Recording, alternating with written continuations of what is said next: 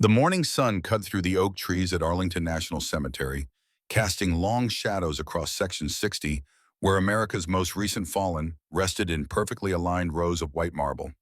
Chief Warrant Officer William Crowe stood alone before one particular headstone, his weathered hands clasped behind his back in a posture so familiar it might have been carved into his spine during 42 years of military service. The stone before him read Captain Matthew Sullivan, United States Marine Corps, with dates that made the math brutal. 29 years old when he died, 9 years ago this week. The wind carried the scent of fresh-cut grass and something else, something Crowe could never quite name but recognized immediately. It was the smell of remembrance, of promises made to the dead that the living struggled to keep. He had made this pilgrimage every year since 2015, always alone, always on the anniversary. Some traditions were meant to be private, carried out in solitude where grief didn't require performance or explanation. Crowe was 61 years old now, though his body carried decades beyond that in the language of old injuries and accumulated miles. 3 combat deployments in the Middle East had left their marks: the limp from shrapnel in Fallujah, the scar across his left forearm from close quarters fighting in Ramadi, the persistent ache in his lower back from years of carrying heavy gear across hostile terrain. His face was all hard angles and sun damage, carved from exposure to every climate the Marine Corps had deemed necessary for American interests. Gray stubble covered his jaw because shaving seemed less important these days, another small rebellion against the precision that had defined most of his life. His eyes, pale blue and perpetually scanning, had seen things that made sleep a negotiation rather than a certainty. He wore civilian clothes for the visit, jeans and a faded shirt, but his bearing screamed military from 50 yards away. Some things ran deeper than uniform regulations. "Morning, Matt," he said quietly, his voice rougher than it used to be. "I brought your favorite this time." He set a bottle of Guinness at the base of the headstone, the dark glass catching sunlight. Sullivan had loved the stuff, claimed it tasted like Dublin, even though he'd never been there. They'd shared more than a few after long training days at Quantico, back when Crowe still believed his teaching methods were producing the finest snipers the Marine Corps had ever seen. Back before he knew that excellence without wisdom could get you killed just as dead as incompetence. The memory came without permission, the way combat memories always did. Not gradual, not gentle, just suddenly there with the force of physical impact, pulling him back across 9 years and 7,000 miles. Fallujah, Iraq, March 2015. Night operation, the kind where everything depended on patience and discipline and the ability to make split-second decisions that could save lives or end them. Sullivan had been point sniper for a platoon clearing what intelligence called a high-value target compound. Crowe hadn't been there in person, but he'd read the after-action reports so many times he could recite them verbatim, had studied the tactical maps until he could navigate that compound in his sleep. More than that, he'd imagined the scene thousands of times, filling in details the official reports left sanitized, seeing Sullivan's final moments play out in his mind with the terrible clarity of guilt-fueled reconstruction. Sullivan in his hide position, 500 yards from the compound. Perfect sightlines, perfect cover, perfect execution of every technique Crowe had drilled into him during 18 months of intensive training. Sullivan had been Crowe's protege, the best natural talent he'd seen in 40 years of teaching. Not just the shooting, though Sullivan could put rounds through the same hole at 1,000 yards, like he was threading a needle. It was the discipline, the patience, the absolute adherence to doctrine that made him special. Crowe had taught him that doctrine personally. Wait for positive identification. Wait for the perfect shot. Wait for confirmation from your spotter. Wait for authorization from command. Wait, wait, wait, because a sniper's greatest weapon wasn't the rifle. It was time. Rush a shot and you miss. Miss and you compromise the mission. Compromise the mission and people die. Sullivan had waited. The compound had shown signs of activity. Thermal imaging picked up multiple heat signatures inside him. Intelligence was 70% confident these were enemy combatants. 70%. Sullivan had clear shots on 2 individuals moving through the courtyard, but doctrine required higher certainty before engagement. So he waited for his spotter to confirm identification. Waited for updated intelligence. Waited for authorization to proceed. While he waited, the tactical situation changed. What intelligence hadn't known, what Sullivan couldn't have seen from his angle, was that enemy fighters had already identified the Marine advance. They weren't random militants using the compound as shelter. They were a prepared fighting force conducting a deliberate ambush, and they'd been waiting for the Marines to get close enough that Sullivan's overwatch position would become tactically irrelevant. Sullivan had followed doctrine perfectly. He'd done exactly what Crowe taught him to do. And while he waited for confirmation, while he maintained fire discipline and tactical patience, enemy fighters flanked the Marine platoon from positions Sullivan couldn't cover. The ambush was expertly executed, a textbook demonstration of how adaptive fighters exploit rigid tactical procedures. When Sullivan finally received authorization to engage, the situation had already deteriorated beyond recovery. He took his shots, perfect as always, neutralizing 2 enemy combatants. But it wasn't enough. The Marines were pinned in a kill zone, taking fire from multiple directions. Sullivan attempted to reposition to better cover their withdrawal, and that's when his discipline became a liability. Standard doctrine said, don't move from a prepared position unless absolutely necessary. Sullivan hesitated, weighing doctrine against necessity, and in that hesitation, an enemy fighter Sullivan hadn't identified got a lucky shot through the narrow gap in his cover. Not even particularly good marksmanship, just volume of fire finding a vulnerability. Captain Matthew Sullivan died following the rules. He died being exactly the sniper Crowe had trained him to be. And that fact had been eating at Crowe's conscience for 9 years, like acid dissolving metal from the inside out. The after-action review had been clear. No fault attributed to Sullivan. Ambush was sophisticated and well-planned. Enemy demonstrated tactical proficiency beyond expected capabilities. Sullivan's performance was consistent with training standards. Casualty was result of combat unpredictability, not individual error. The review board basically concluded that sometimes good Marines die and nobody's to blame. Crowe knew better. Sullivan had died because Crowe taught him to be perfect in an imperfect war. Taught him to wait when modern combat rewards speed. Taught him to follow doctrine when enemy fighters ignore it entirely. Taught him skills without teaching him when to abandon those skills. I'm sorry, Crowe said to the headstone, words he'd repeated every year without feeling any lighter for saying them. I taught you wrong, Matt. Not bad, just incomplete. And I didn't know it until it was too late. A woman's voice behind him, quiet but firm. He wouldn't have blamed you. Crowe didn't startle.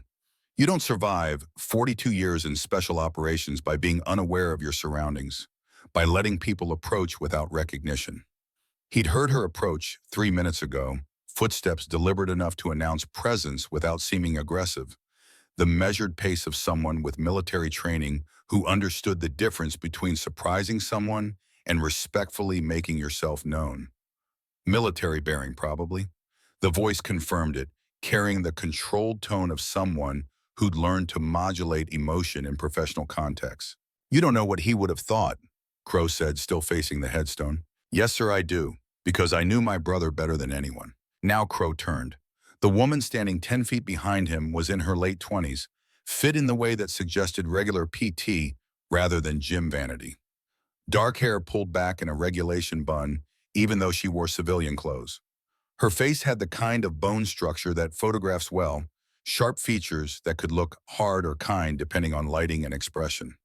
Right now, her expression was carefully neutral, the face of someone who'd learned to control what they showed the world. Corporal Sarah Sullivan, she said and extended her hand.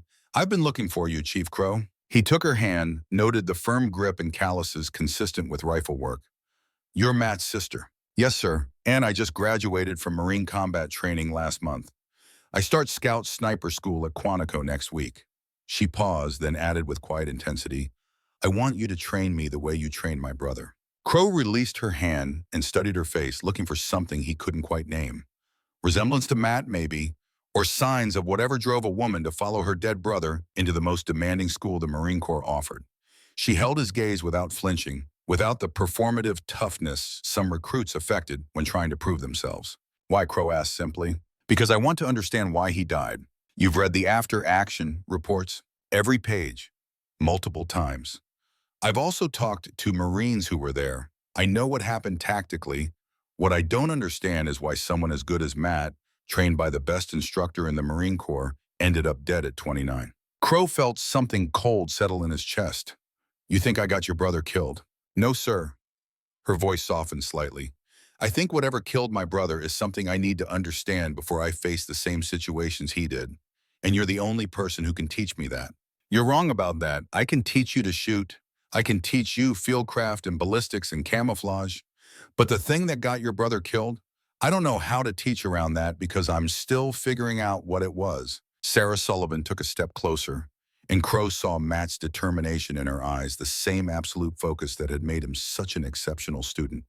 Then figure it out with me, sir. Use me as your test case. Teach me everything you taught Matt, and then teach me whatever you've learned since he died. You don't know what you're asking. Yes, sir, I do. I'm asking you to train me knowing that your previous methods got someone killed. I'm asking you to question everything you have taught for 40 years. I'm asking you to be honest about your failures instead of hiding behind your reputation. She paused, then added more gently, Matt trusted you completely, Chief Crowe. He wrote about you in letters home, called you the finest Marine he'd ever served with. He would have been furious if his death made you doubt yourself into uselessness. So teach me, honor him by getting it right this time. Crowe wanted to tell her to withdraw from the program, wanted to explain that he was 61 years old, 6 months from mandatory retirement, and questioning every lesson he'd taught for 4 decades. Wanted to say that the Marine Corps was changing faster than he could adapt, that modern warfare required skills he wasn't sure he possessed anymore. Instead, he asked, I don't accept female students into my training groups. I know what you tell people, that women don't belong in sniper programs because it creates unit cohesion problems. But I also know you've never actually trained a woman, so you're basing that conclusion on assumption rather than evidence. It's not about capability, it's about integration dynamics. With respect, sir, that's bullshit, and you know it. You're afraid, not of women failing. You're afraid of having to change teaching methods you've relied on for 40 years. You're afraid that if you adapt your doctrine to account for different physical capabilities or psychological approaches, you'll have to admit your doctrine isn't perfect. And if it's not perfect, then maybe Matt died because of its imperfections. The accuracy of that assessment hit Crowe like a rifle-round center mass. This woman had analyzed him as thoroughly as he'd analyzed thousands of shooting scenarios. She understood his psychology better than his own superiors did. You've put a lot of thought into this, he said. I've put 3 years into this, sir, since the day I decided to join the Marines specifically to become a sniper. I've researched your career, your teaching methods, your philosophy. I've talked to every one of your former students I could find. I know you're the best, Chief Crowe, but I also know you're struggling with whether your best is good enough anymore. Let me help you find out. Crowe looked back at Matt's headstone, then at the woman who shared his last name and apparently shared his stubbornness. I can't promise you'll graduate. My standards don't change based on good intentions. I don't want them to, sir. I can't promise I won't wash you out the first week if you can't handle the program. Understood. And I can't promise that even if you graduate, you'll survive what your brother didn't. Sarah Sullivan's expression hardened. Chief Crowe, with respect, I'm not my brother. I love Matt's memory, but I'm not trying to replace him or prove I'm as good as he was. I'm trying to be better than he was, better in ways that might have kept him alive. And I think you're trying to figure out the same thing. So let's figure it out together. Crowe was quiet for a long moment, studying this young woman who'd somehow identified the exact crisis of confidence that had been consuming him for years. Quantico, Monday morning 0500. Bring your gear and be ready to question everything you think you know about shooting. Yes, sir.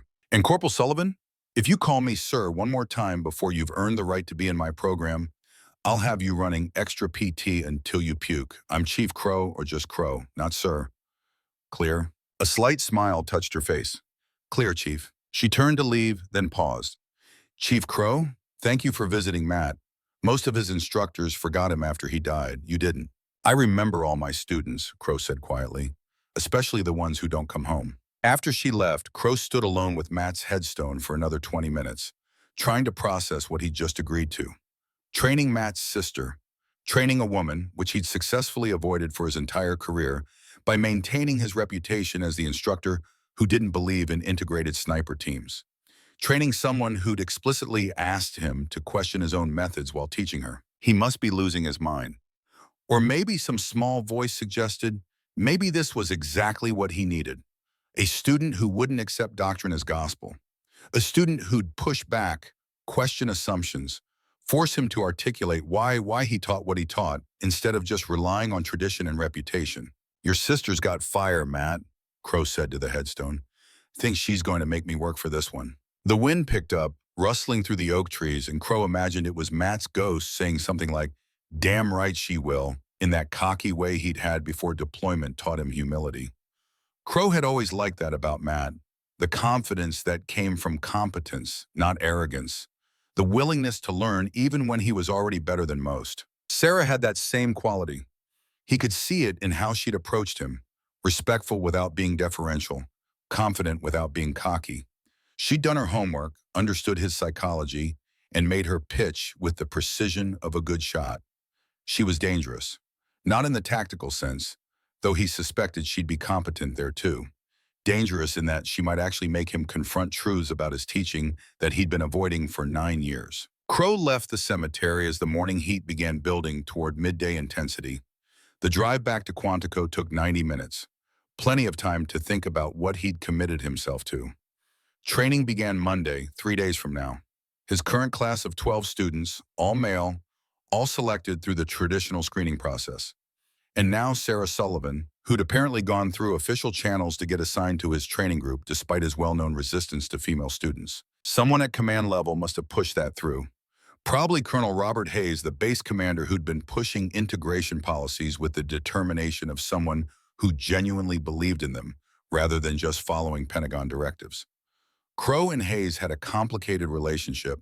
They'd served together 20 years ago, respected each other's tactical competence, but disagreed fundamentally on whether traditional sniper programs should be restructured to accommodate different physical and psychological profiles. Hayes believed the future of warfare required flexible, adaptive operators who could succeed in ambiguous environments. Crowe believed fundamentals were called fundamentals for a reason, and changing them to accommodate social policies weakened the entire program. Neither man had convinced the other, but they'd maintained professional courtesy because both ultimately wanted the same thing: Marines who came home alive. Quantico appeared on the horizon, the sprawling base that had been home to Marine Corps training and development for generations. Crowe had been stationed here on and off for 20 years, most recently as the senior instructor for Scout Sniper School.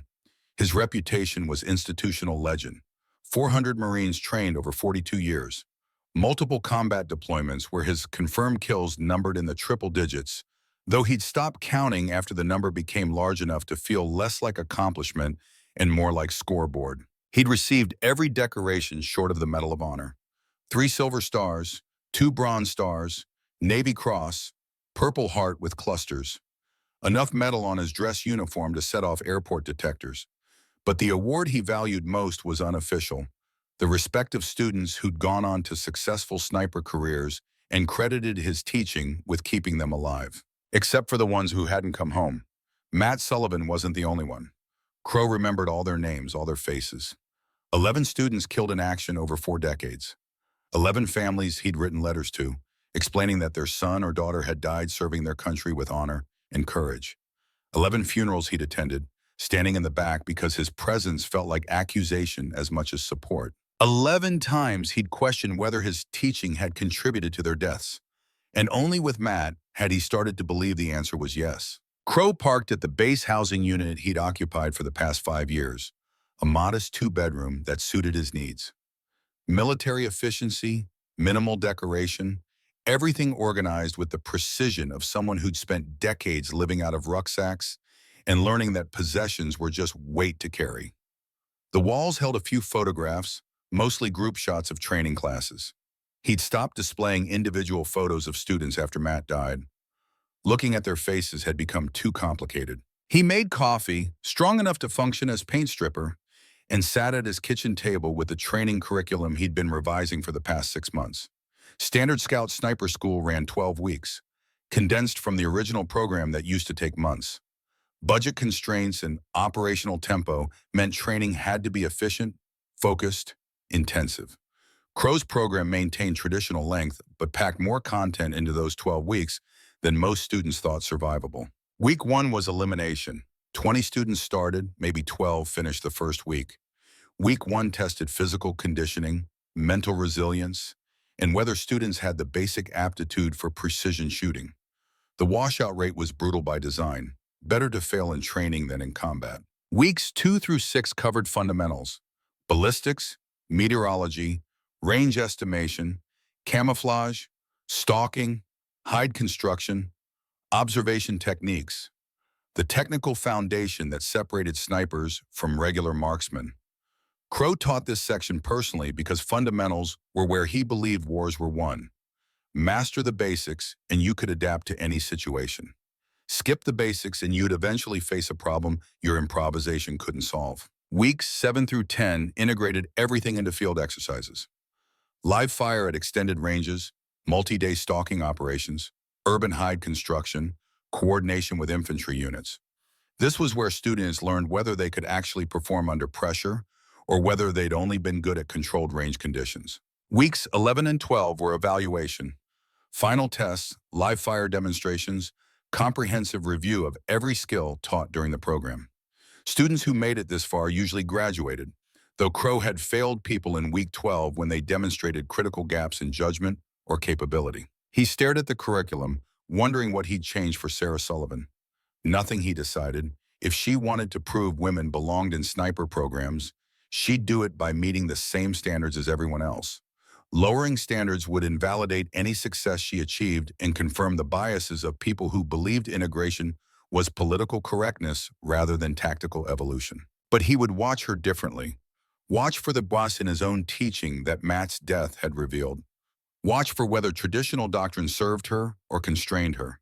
Watch for the moments when following the rules became more important than achieving the objective. His phone buzzed with a text message from Master Sergeant Rachel Hayes, his senior assistant instructor. Rachel was 52, 28 years in the Corps, and probably the finest sniper instructor Crowe had ever worked with, who wasn't himself. She'd been pushing him to update his methods for years, arguing that modern warfare required psychological flexibility as much as technical precision. The text read, "Heard you accepted Sarah Sullivan. You going soft on me, old man?" Crowe smiled and typed back, "She ambushed me at Arlington. Didn't have the heart to say no." Rachel's response came immediately. "Bullshit. You never do anything from the heart. You saw something in her." "What?" "She reminds me of Matt. Same determination, but different approach. Less rigid. Maybe that's what you need. Someone to show you that Matt's way wasn't the only way." Crowe didn't respond to that because Rachel was probably right and he wasn't ready to admit it yet. Rachel had been there the night he got the call about Matt. She'd been the one who drove him to the airport at 3 in the morning so he could attend the funeral. She'd been the one who listened when he tried to articulate the guilt and confusion about how his best student had ended up in a flag-draped coffin. Rachel believed Matt had died because warfare had evolved past the doctrine Crowe taught.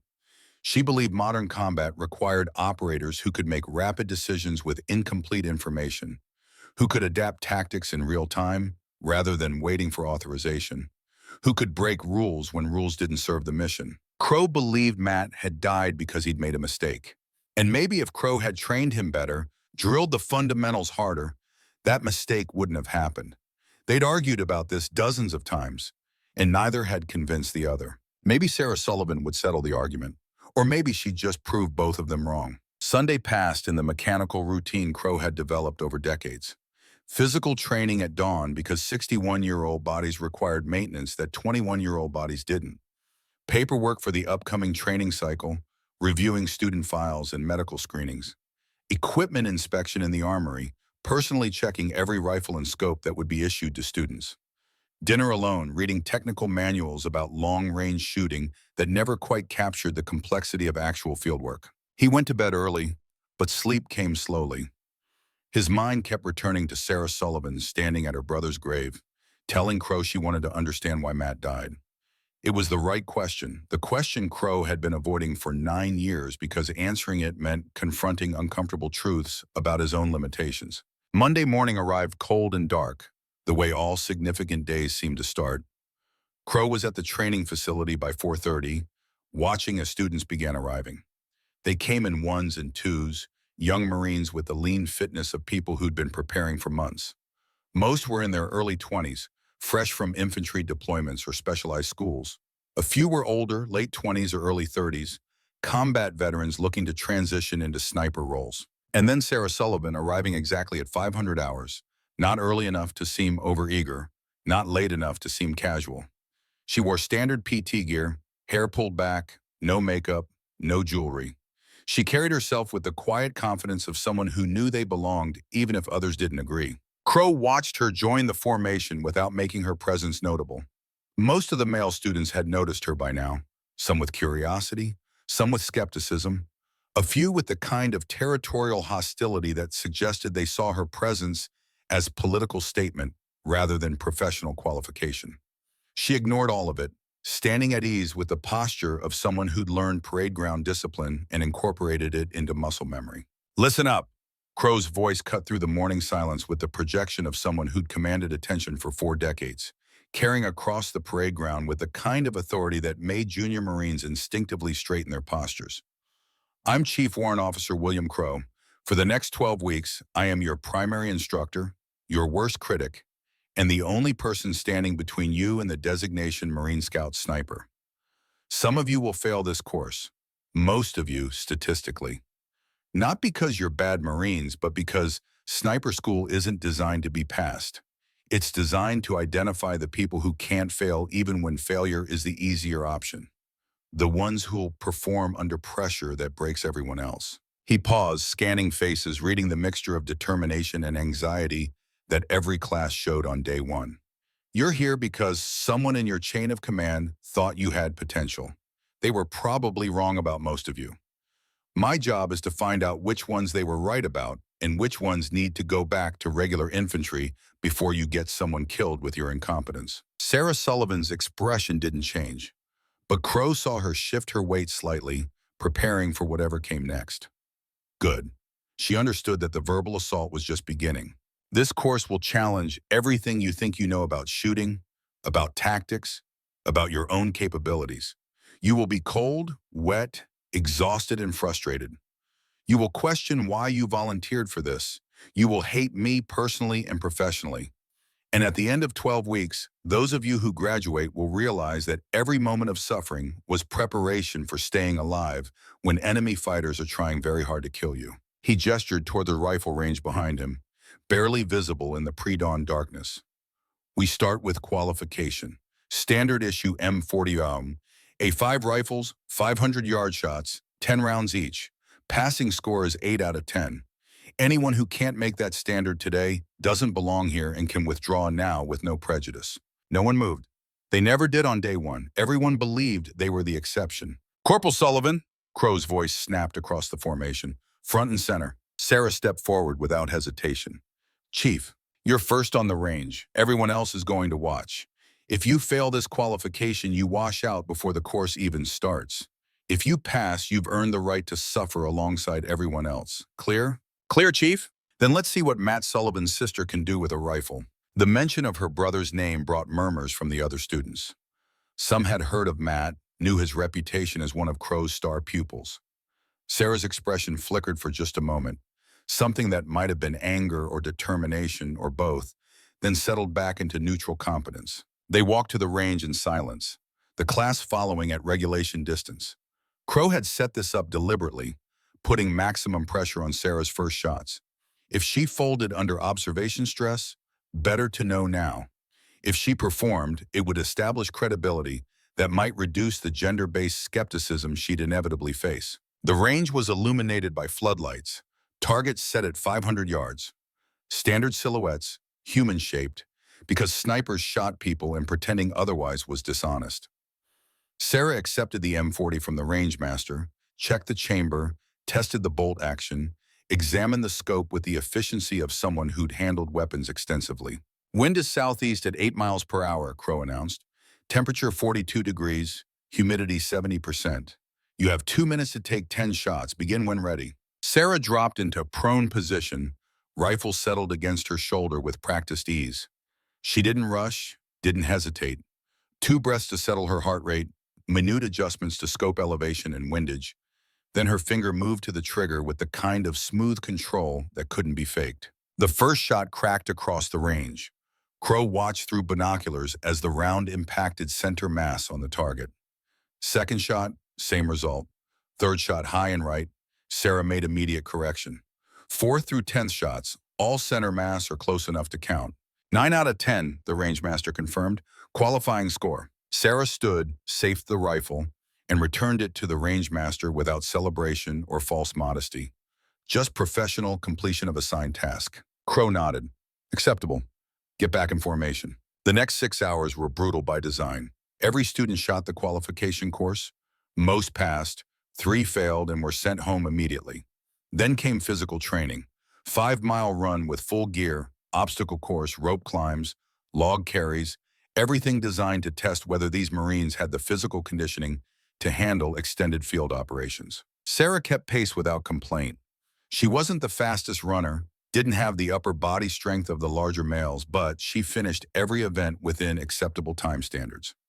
More importantly, she finished every event without drawing attention to herself. No dramatic demonstrations of toughness, no attempts to prove she was as strong as the men. Just steady professional performance. By noon, the class had been reduced to 13 students, 12 men, 1 woman. They sat in classroom formation while Crowe delivered the orientation lecture he'd given hundreds of times. Sniping is not about shooting, he began. That confuses people because they think sniper school is advanced marksmanship training. It's not. Any competent infantry Marine can learn to hit targets at extended range, given enough practice.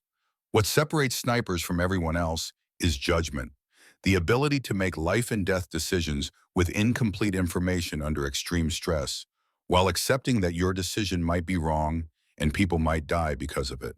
He paused, letting that sink in. The rifle is just a tool. The scope is just optics. What matters is the person behind the weapon making decisions that no one else wants to make. You will be alone or nearly alone, watching other Marines engage in close combat while you maintain position hundreds of yards away. You will see people die, some enemy, some friendly, and you will have to decide whether your intervention helps or hurts the overall mission. Sarah Sullivan was taking notes, Crowe noticed. So were most of the students, but her notes were different. Not just transcribing his words, but annotating them, questioning them, making connections. Her brother used to take notes the same way. Over the next 12 weeks, Crowe continued, I'm going to teach you technical skills. Ballistics, meteorology, range estimation, camouflage, stalking. But technical skills are worthless without the judgment to apply them correctly.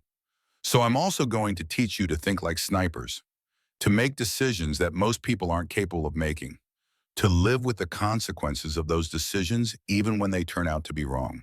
He looked directly at Sarah. Some of you are here to prove something. To yourself, to others, doesn't matter. That's fine. Use that motivation while it lasts. But understand that proving something is not the same as being something. This course will teach you what you are when everything else is stripped away. Some of you won't like what you find. The lecture continued for another 2 hours, covering course requirements, evaluation standards, safety protocols, everything students needed to know about the structure of their next 12 weeks. By the time Crowe dismissed them for the day, exhaustion was visible on every face. Good. This was the easy day. Tomorrow would be harder. Sarah lingered as other students filed out, waiting until they were alone before approaching Crowe. Chief, can I ask a question? You can ask. Whether I answer depends on the question. Why did you mention my brother this morning in front of the entire class? Crowe studied her face, looking for accusation or hurt. Found neither, just honest curiosity. Because everyone was thinking it anyway. Better to acknowledge it directly than let them whisper behind your back. Now they know you're Matt Sullivan's sister. Tomorrow they'll learn whether you're your own Marine or just trading on his reputation. And which do you think I am? I don't think anything yet. I've watched you shoot 1 qualification course and run 1 PT session. That tells me you're competent at basic tasks. Doesn't tell me whether you can handle the psychological pressure of this program or whether you'll freeze when real decisions need to be made. Sarah nodded slowly. Fair assessment. Can I tell you what I think? Go ahead. I think you're testing me differently than you test other students. Not harder or easier, just different. You're watching for whether I'm like Matt or whether I'm something else. And I think you're hoping I'm something else because if I'm too much like him, you'll see him die all over again when I face the same situations he did. The accuracy of that observation hit Crowe harder than he wanted to admit. You should be a psychologist, not a sniper. Can I be both? We'll find out. Dismissed, Corporal. Sarah left, and Crowe sat alone in the empty classroom, thinking about her assessment of his motivations. She was right, of course. He was watching her differently, looking for signs that she wouldn't make Matt's mistakes. Looking for proof that modern warfare could be survived with a different approach than the rigid discipline he'd always taught. The question was whether he could actually teach that different approach when he wasn't sure he understood it himself. For 42 years, he'd taught fundamentals, discipline, doctrine, wait for the right shot, follow procedures, trust your training. Those lessons had kept hundreds of students alive. But they'd gotten 11 killed, and he was finally admitting to himself that maybe, just maybe, the problem wasn't that those 11 students had failed to learn his lessons properly. Maybe the problem was that his lessons were incomplete.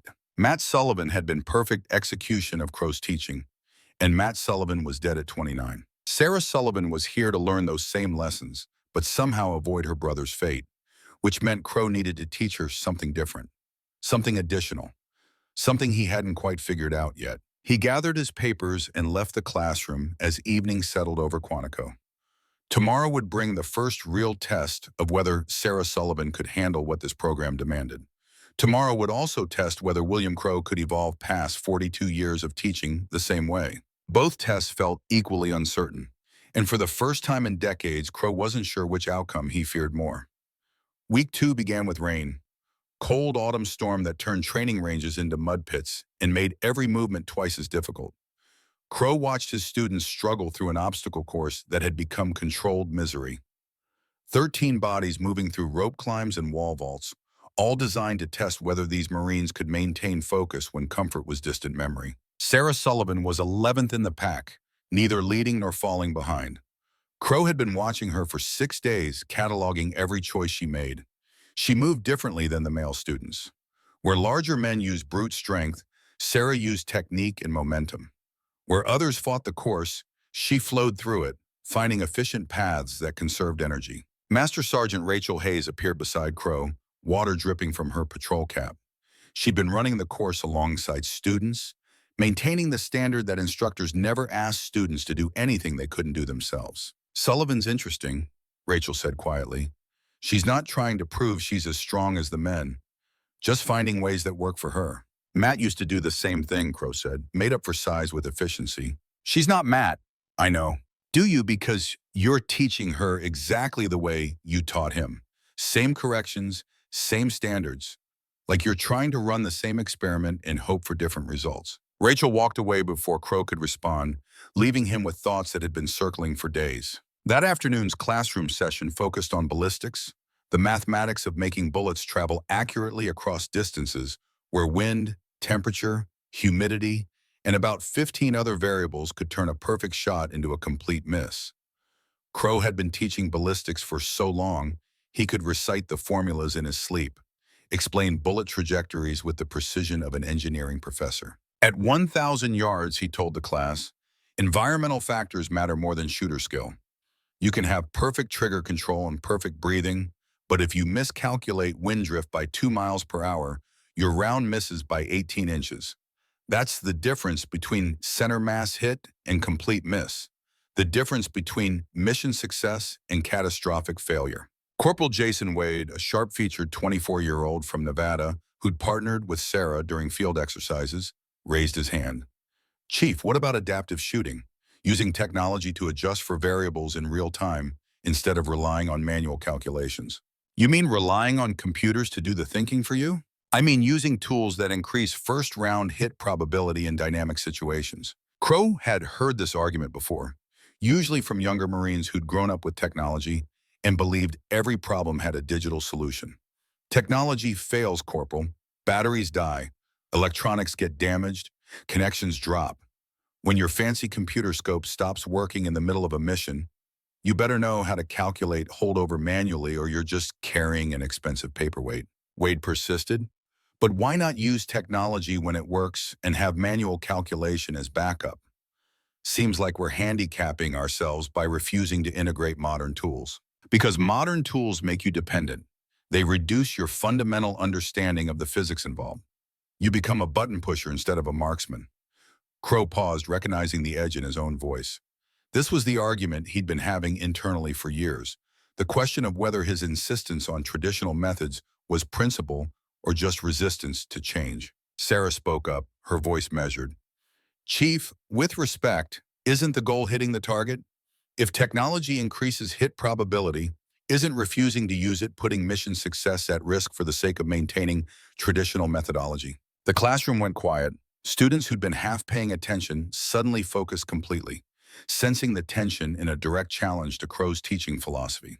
The goal, Crowe said carefully, is creating snipers who can perform under any conditions. Technology-dependent operators fail when conditions aren't optimal. Fundamentals-based operators adapt. Or, Sarah continued, fundamentals-based operators hesitate while calculating manually and miss time-sensitive opportunities. Technology-assisted operators make faster decisions with higher accuracy. Crowe stared at her, seeing Matt's determination in her eyes but hearing arguments Matt would never have made. Matt had accepted doctrine without question, believed in fundamentals with religious faith. Sarah questioned everything, pushed back, demanded justification for methods Crowe had taught for 40 years without needing to explain why. We'll continue this discussion in the field, Crowe said, ending the debate without resolving it. Dismissed. After the students filed out, Rachel appeared in the doorway. That was interesting. You going to actually engage with her arguments or just shut her down with authority? I'm teaching a course, not running a philosophy seminar. You're teaching people who need to survive modern warfare, not fights from last century. Sullivan's right that you're handicapping them by refusing to integrate new tools. And what happens when those tools aren't available? When they're operating in environments where technology doesn't work? Then they fall back on fundamentals, which you're also teaching them. But refusing to teach technology because it might fail is like refusing to teach advanced tactics because sometimes simple tactics work. You're limiting their capabilities out of fear. Crowe wanted to argue, wanted to defend decades of teaching methodology that had produced hundreds of successful graduates. But Rachel's assessment was accurate enough to hurt. He was afraid that if he admitted modern methods might be superior to traditional ones, he'd have to confront the possibility that Matt had died because Crowe's teaching was obsolete. Week 4 brought the first extended field exercise. 3 days in the Virginia backcountry learning, camouflage, and concealment. Students worked in pairs, attempting to stalk instructors across varied terrain without being detected. It was one of Crowe's favorite training evolutions because it revealed psychological traits that classroom work couldn't expose. Some students were naturally patient, could remain motionless for hours. Others fought against stillness, revealed positions through micro-movements and nervous energy. Sarah and Wade were assigned to stalk Rachel, who'd positioned herself 800 yards across a wooded valley with clear sightlines. The objective was simple: get within 200 yards without being spotted. Most pairs failed on first attempt. Some failed 3 or 4 times before developing the patience and technique required. Crowe observed from an elevated position, watching through binoculars as student pairs attempted their approaches. The first pair was spotted within 20 minutes, moving too quickly through an open section. The second pair made it 400 yards before Wade spotted them trying to cross a creek bed without adequate cover. Then Sarah and Wade began their approach. Crowe tracked them for the first 100 yards, noting their route selection. They'd chosen a longer path that used terrain features for concealment, accepting extra distance to minimize exposure. Smart. That was good tactical thinking, the kind that kept people alive. But then he lost them, scanned the entire route they should be following, and couldn't locate them. Checked alternative approaches, likely hide positions, anywhere they might be staging for final approach. Nothing. His radio crackled. Rachel's voice, quiet. Shepard, I've got 2 students at 150 yards, fully concealed. I wouldn't have spotted them except one of them adjusted position when a bee landed on his neck. Want to call it? Crowe raised his binoculars and finally spotted them, ghillie suits blending perfectly with undergrowth. Wade was the one who'd moved, tiny flinch when the bee touched exposed skin. Sarah had remained absolutely still. That's a pass, Crowe transmitted. Have them come in. 20 minutes later, Sarah and Wade emerged from concealment, faces painted with camouflage covered in mud and leaves. Wade was grinning with the satisfaction of success. Sarah's expression was more controlled, professional acknowledgement of task completion. Good stalk, Rachel told them. Wade, the bee movement would have gotten you killed in real operations. Learn to ignore insects. Yes, Master Sergeant. Rachel turned to Sarah. You didn't move at all when he flinched. Most partners mirror reactions. Why didn't you? Because his movement didn't compromise my position. Adjusting when he adjusted would have doubled our signature. Better to maintain my concealment in case his movement drew fire. Crowe filed that answer away. Another data point about how Sarah thought differently than traditional doctrine taught. Standard teaching said teams move together, maintain unit cohesion. Sarah had made independent decision based on tactical assessment rather than automatic response. It was either brilliant adaptability or dangerous deviation from team principles. Crowe wasn't sure which. That evening, instructors gathered for their weekly debrief. 6 people sitting around a conference table, reviewing student performance, identifying who was progressing and who was struggling. The conversation eventually turned to Sarah. She's technically proficient, one instructor noted. Scores high on every qualification, solid field craft, good physical conditioning for her size. But, Crowe prompted, hearing the unspoken reservation, but she questions everything. Doesn't just accept doctrine and execute, always asking why we do things certain ways, whether there are alternative approaches. That's not necessarily bad, Rachel interjected. Questioning doctrine shows engagement with material rather than rote memorization. It's disruptive, another instructor argued. Other students start questioning too when they see her pushing back. Creates atmosphere where authority is constantly challenged. Crowe listened to the debate, hearing echoes of arguments he'd been having internally. Finally, he spoke. Matt Sullivan never questioned anything I taught him, accepted every principle as absolute truth. And Matt Sullivan is dead at 29 because when he faced a situation where doctrine didn't apply, he didn't know how to adapt. The room went quiet. Maybe, Crowe continued slowly, we should be encouraging questions instead of punishing them. Maybe students who can challenge doctrine and articulate alternatives are exactly what modern warfare needs. Rachel caught his eye across the table, expression carefully neutral, but he could read approval there. Admitting error wasn't easy for someone who'd built a 42-year career on certainty and authority. But pretending he had all the answers had gotten students killed. Time to try something different. Week 6 brought advanced shooting exercises, long-range work that separated competent shooters from genuine marksmen. Targets at 800, 1,000, 1,200 yards under varying conditions. Wind, elevation changes, temperature shifts, all the environmental factors that turn shooting from mechanical process into complex problem solving. Sarah struggled here. Not with the shooting itself, her trigger control was excellent, but with the calculations. She could hit targets when conditions were stable, but when wind shifted or temperature changed, her first round hit probability dropped below acceptable standards. Crowe watched her miss 3 consecutive shots at 1,000 yards, each round drifting wider as wind gusted unpredictably. You're overthinking the math, he told her during a break, trying to calculate precise corrections instead of developing feel for how conditions affect trajectory. Feel isn't reliable, Sarah replied, frustration evident in her voice. I need predictable methodology, not intuition. Intuition is just pattern recognition, processed faster than conscious thought. You've fired enough rounds under varying conditions that your subconscious understands the relationships. Trust that understanding. My brother trusted his intuition. It got him killed. Crowe felt the accusation like a physical blow. Matt died because he trusted doctrine over adaptation, not because of intuition. Same thing, isn't it? Both require trusting something you can't fully articulate or defend. I prefer mathematical certainty. Then you'll never be a great sniper. You'll be a good shooter who performs well under controlled conditions and fails when chaos intrudes. Real combat is chaos, Corporal. Mathematics gives you foundation, but intuition keeps you alive. Sarah looked at him with something close to anger. You're contradicting yourself, Chief. You've spent 6 weeks drilling fundamentals and mathematical precision, telling us to trust calculations and doctrine. Now you're saying to abandon that for intuition? Which is it? The question hung in the air between them, crystallizing the contradiction Crowe had been dancing around for years. He taught fundamentals because they were reliable, but he'd survived 42 years of combat by knowing when to abandon those fundamentals. He'd never articulated that paradox because explaining it meant admitting that everything he taught was incomplete. Both, he finally said, you need both. Fundamentals give you framework. Intuition tells you when framework doesn't apply. Matt had fundamentals but not intuition. You're developing intuition but fighting it because you're afraid it'll lead you wrong. The sniper who graduates from this program needs integration of both. How do I develop that integration? I don't know yet. I'm still figuring it out myself. The honesty of that admission seemed to surprise Sarah more than any tactical instruction he'd given. She studied his face, searching for something. You really don't know, do you? You're teaching this course and questioning your own methods simultaneously. Yes, that's terrifying. For you or for me? Both. Crowe almost smiled.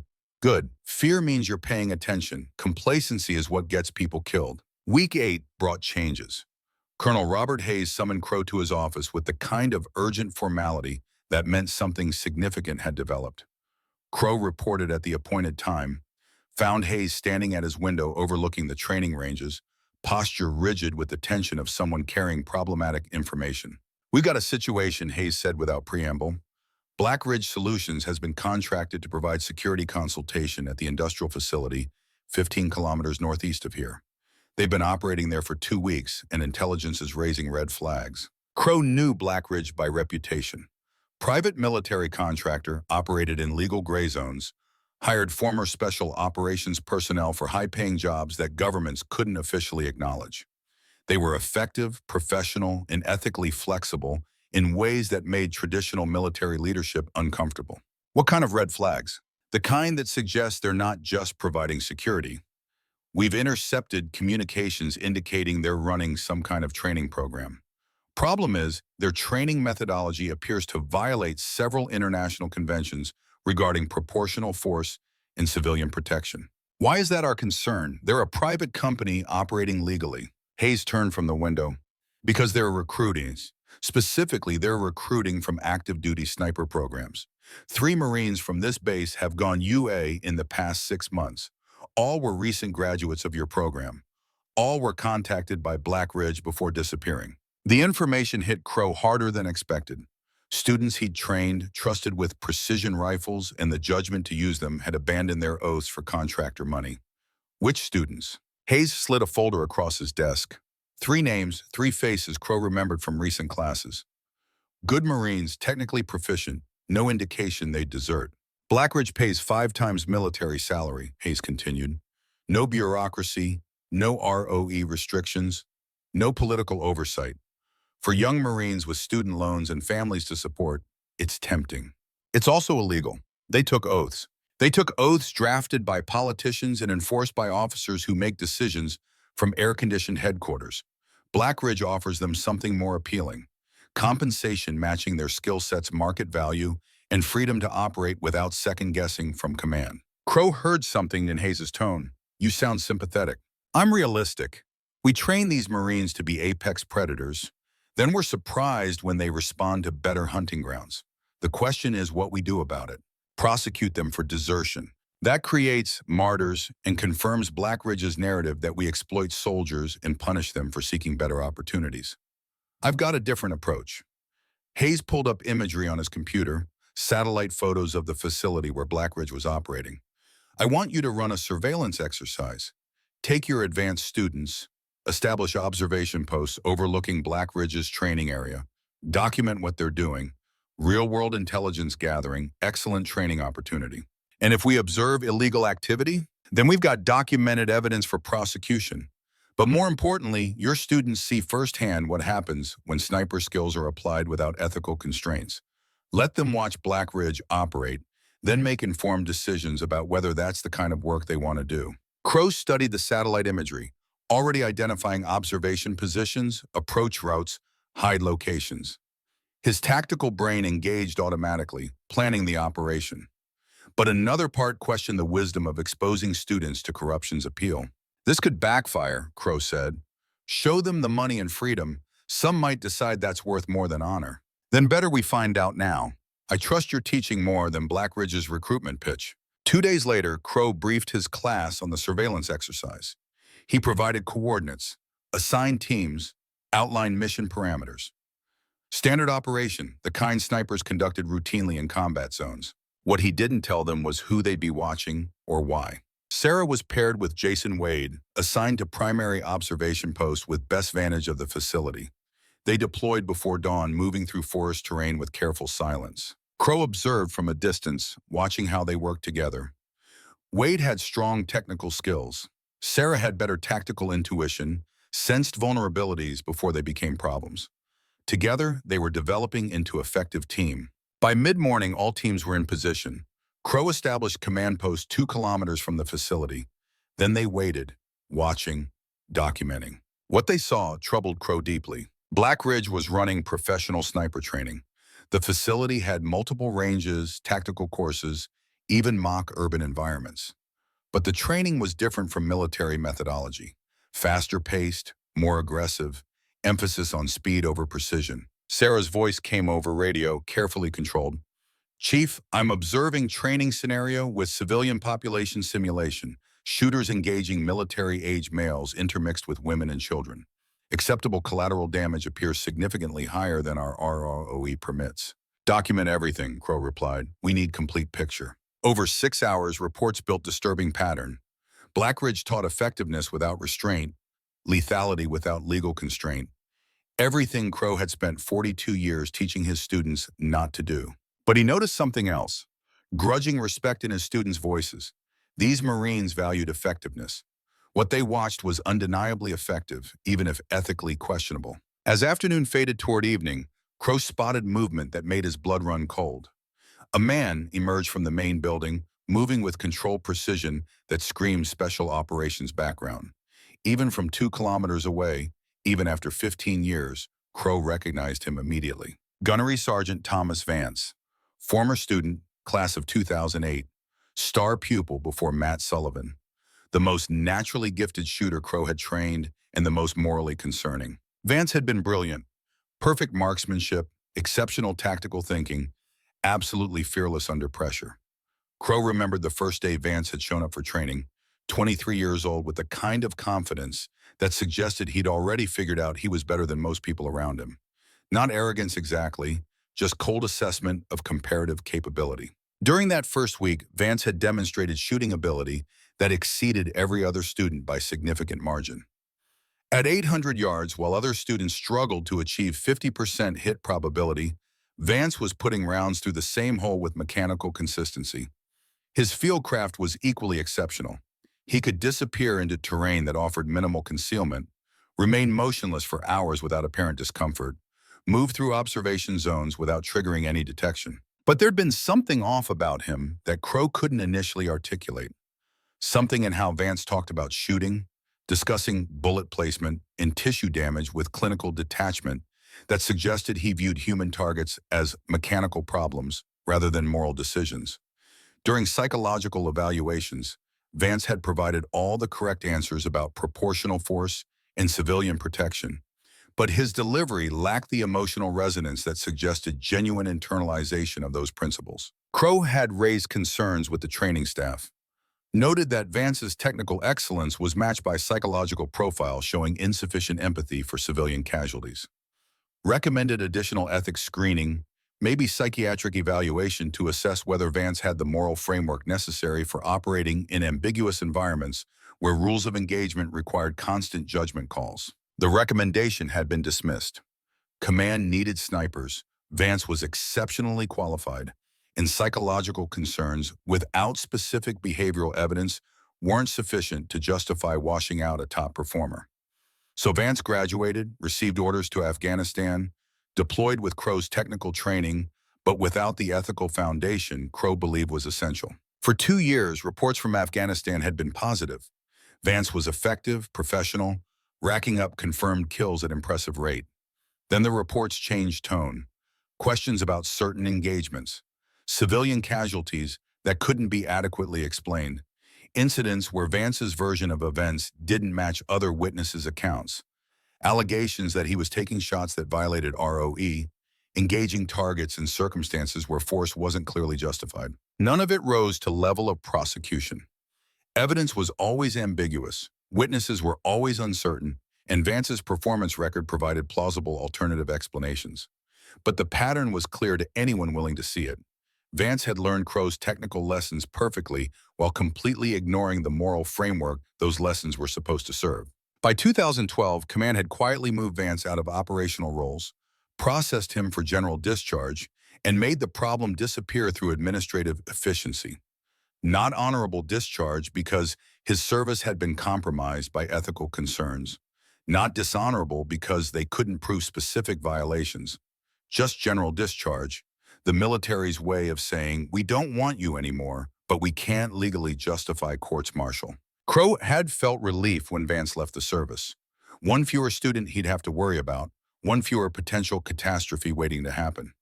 He told himself that Vance's failures were individual character flaws, not systematic problems with the training program. Now, 15 years later, watching Vance teach others to operate without ethical constraints, Crowe was forced to confront the possibility that he'd been wrong about where responsibility lay. And now here he was, running Black Ridge's training program, teaching the next generation of snipers to operate the way he'd operated, effectively, lethally, without moral constraint. Crowe keyed his radio. All teams, maintain observation. New priority, identify and document all instructors. I need faces, voices, anything that confirms identity. Sarah responded first. Chief, lead instructor just moved into view. White male, approximately 40, athletic build, professional bearing. Should I attempt photographic documentation? Affirmative. Get clear images if possible. 20 minutes later, Sarah transmitted photos. Crowe reviewed them, confirming what he knew. Thomas Vance, older but unmistakable. Rachel appeared beside Crowe, studied the photos. Is that Vance from your 2008 class? Yes. And now he's training contractors to ignore everything we teach? Apparently. Rachel was quiet. This is what happens when we teach skills without philosophy. Crowe wanted to argue, wanted to defend his teaching methodology, but the evidence was literally in front of him. Photographic documentation of his failure to instill sufficient moral framework in a student who'd learned every technical lesson perfectly. I need to make contact, Crowe said. Bad idea. You're not authorized for direct engagement, and Vance has no obligation to cooperate with surveillance operation. He was my student. I owe him the chance to explain why he's corrupting everything I taught him. You owe him nothing. He made his choices. Choices based on incomplete teaching. Same as Matt, different direction. Matt died being too rigid. Vance thrives being too flexible. Both extremes are my responsibility. Rachel sighed. You're going to do this regardless of what I say, aren't you? Yes. Then at least take backup and remember you're representing the Marine Corps, not conducting personal vendetta. Crowe made arrangements through Colonel Hayes, formal request to meet with Black Ridge representatives under professional courtesy guidelines. Hayes approved reluctantly, stipulating that the meeting would be recorded and Crowe would be accompanied by military police. 2 days later, Crowe sat across from Thomas Vance in a neutral location, small diner 15 kilometers from both facilities. Military police waited in a vehicle outside, close enough to respond, but distant enough to allow conversation. Vance had agreed to the meeting with amusement that Crowe found irritating. Vance looked older than 38. Hard years had carved lines around his eyes and mouth, given his face a weathered quality that suggested experience purchased at high cost. But his eyes still had that cold clarity Crowe remembered, the gaze of someone who'd seen violence and remained comfortable with it. Chief Crowe, Vance said, smiling. Been a long time. You look old. 15 years will do that. You look prosperous. Black Ridge pays well. Turns out people value precision shooting when it's not constrained by political oversight. Vance sipped coffee, completely relaxed. I assume this meeting is about recruitment concerns. You've noticed active duty Marines leaving to join us. I've noticed Marines violating oaths and abandoning honor for money. Honor doesn't pay student loans, doesn't support families, doesn't compensate people for skills acquired at considerable personal cost. I'm offering these Marines fair market value for their expertise. The fact that military compensation is inadequate isn't my fault. You're teaching them to ignore legal constraints on use of force. I'm teaching them to be effective in environments where legal constraints are theoretical rather than practical. Most of our contracts involve protecting people in failed states or conflict zones where international law is suggestion rather than requirement. Our clients need security that actually works, not security that follows rules enemies ignore. Crowe leaned forward. You were one of my best students, Vance. Technically brilliant, tactically sound, but you always had a gap where conscience should have been. I flagged that in your evaluation, recommended additional screening. They ignored me, and now you're teaching others to operate without conscience. Vance's expression hardened. Conscience is luxury for people who don't have to make hard decisions. I've operated in environments you've never seen, Chief. Places where following your precious ROE gets civilians killed because you hesitate when decisiveness is required. I learned in Afghanistan that rules are written by politicians who've never watched people die because of bureaucratic restrictions. So yes, I teach effectiveness over compliance, results over process, mission success over moral satisfaction. Matt Sullivan died following those rules. The mention of Matt's name brought change to Vance's expression, something that might have been regret flickering across his face before professional control reasserted itself. The coffee cup stopped halfway to his mouth, held suspended for a moment before he set it down carefully. I know, Vance said quietly. I was there. The words hit Crowe like physical impact. The diner suddenly felt too small, too bright, the ambient noise of other customers fading into background static as his mind focused completely on processing this revelation. What? Fallujah, 2015. I was assigned to same operation. Matt and I were partner snipers providing overwatch for the platoon clearing that compound. Vance's voice had lost its casual confidence, taken on weight of remembered experience. So yes, I know exactly how he died and why. I've spent 8 years thinking about it. Crowe's hands clenched beneath the table, fighting the urge to reach across and grab Vance by the collar, to shake answers out of him with violence instead of conversation. Tell me what happened. Everything. Vance was quiet for a long moment, staring at his coffee cup like it held answers to questions he'd been avoiding. When he spoke, his voice carried quality Crowe had never heard from him before, something approaching genuine emotion. We'd been in position for 6 hours, standard overwatch, covering the platoon's approach to compound intelligence said was being used by high-value targets. Matt was primary shooter because he had better angle on the courtyard. I was backup, covering alternate approaches. Everything was textbook perfect. Weather conditions good, sightlines clear, communications solid. Vance paused, and Crowe saw his jaw tighten with the physical effort of controlling whatever he was feeling. Then we spotted movement. 2 military-age males moving through the courtyard, carrying weapons, exhibiting tactical awareness consistent with trained fighters. Matt had perfect shot. Center mass at 400 yards, no wind, stable position. Easy kill for someone of his caliber. But he didn't take it. No, he radioed for spotter confirmation even though identification was obvious. I confirmed hostile nature of targets, urged him to take the shot immediately. Matt refused. Said doctrine required he wait for authorization from command before engaging. I argued that we had clear identification, imminent threat to friendly forces, all the justification needed under ROE. He said regulations were regulations, and he wasn't taking unauthorized shot regardless of tactical advantage. Crowe listened, hearing the story from perspective he'd never had access to before. The official reports had sanitized everything into bureaucratic language that obscured human decisions and their consequences. How long did he wait? 47 seconds. I was counting. 47 seconds between when he had perfect shot and when command finally authorized engagement. Doesn't sound like much, does it? Less than a minute. But in that 47 seconds, those 2 targets moved through the courtyard and signaled to fighters we hadn't identified yet. Enemy had spotters watching our approach. They'd been waiting for the platoon to get close enough that our overwatch position would become tactically irrelevant. Vance's voice gained edge of something that might have been anger or might have been pain. By the time Matt got authorization, tactical situation had completely changed. The 2 targets he'd identified were decoys. Real threat was enemy fighters who'd use those 47 seconds to move into flanking positions. Matt took his shot, perfect execution as always, dropped his target instantly. But it didn't matter anymore because the ambush was already sprung. And you? I violated doctrine. Didn't wait for authorization or confirmation or any of the procedures you drilled into us. Saw enemy fighter moving to flank our Marines, calculated that following rules would get people killed, made independent decision to engage.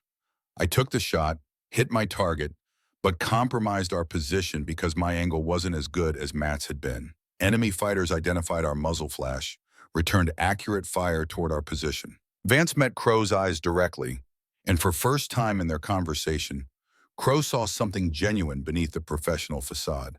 Guilt, maybe, or regret about roads not taken. Matt could have extracted, should have extracted, our position was compromised, we'd lost tactical advantage, proper doctrine said fall back and reestablish overwatch from different location. But Matt saw Marines pinned down in the courtyard, saw friendly forces taking casualties, and made decision to maintain position to provide covering fire. That was correct tactical decision. It was suicide masquerading as tactics. Matt stayed in compromised position because he felt responsible for those Marines being in kill zone, because if he'd taken his shot 47 seconds earlier, the ambush might not have been successful. He was trying to atone for following your doctrine by ignoring your doctrine, and that contradiction got him killed. The accusation hung between them, brutal in its honesty. Crowe wanted to defend his teaching, wanted to argue that Matt had made his own choices and bore responsibility for their consequences. But Vance's assessment contained enough truth to prevent simple dismissal. You're saying I got him killed. I'm saying your teaching created an impossible situation where following doctrine got people killed and violating doctrine got people killed, with no clear guidance about which approach to choose in any given moment. Matt was paralyzed by that contradiction. He followed rules when he should have adapted, then adapted when he should have followed rules. That's not his failure. That's failure of teaching that never explicitly addressed how to reconcile competing imperatives. Vance leaned forward, intensity increasing. You know what the worst part was? Watching him die, knowing I could have prevented it if I'd just taken the shot myself when he hesitated. I had angle on those targets too, not as good as his, but adequate.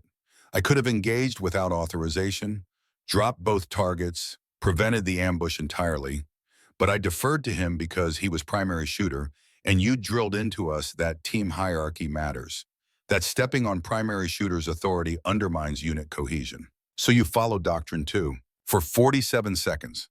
Then I learned the most important lesson of my military career. Doctrine serves mission, not the other way around. When following rules compromises mission success, rules must be subordinated to results. That's what I teach now. That's what you should have taught then. Crowe absorbed the story, fitting new details into framework he'd constructed from official reports and his own imagination. The picture that emerged was more complex and more damning than he'd previously understood. Matt hadn't died from simple mistake or bad luck. He'd died caught between competing imperatives that Crowe's teaching had never adequately reconciled. Matt trusted my teaching completely, Crowe said quietly. Believed in fundamentals, believed in doctrine, believed that following proper procedures would lead to right outcomes. I taught him that belief, and it got him killed. Yes, Vance agreed. Just like it'll get future students killed unless you fundamentally restructure how you teach judgment versus compliance. Technical skills are useless if operators don't know when to apply them outside doctrinal constraints. Crowe wanted to hit him, wanted to defend decades of teaching methodology, wanted to explain that discipline and doctrine were what separated professionals from criminals. But Vance's assessment contained enough truth to prevent simple dismissal. So you're teaching others to discard those rules? I'm teaching them to think for themselves instead of blindly following doctrine that gets them killed. Same thing you should be teaching, but you're too invested in traditional methodology to admit it's obsolete.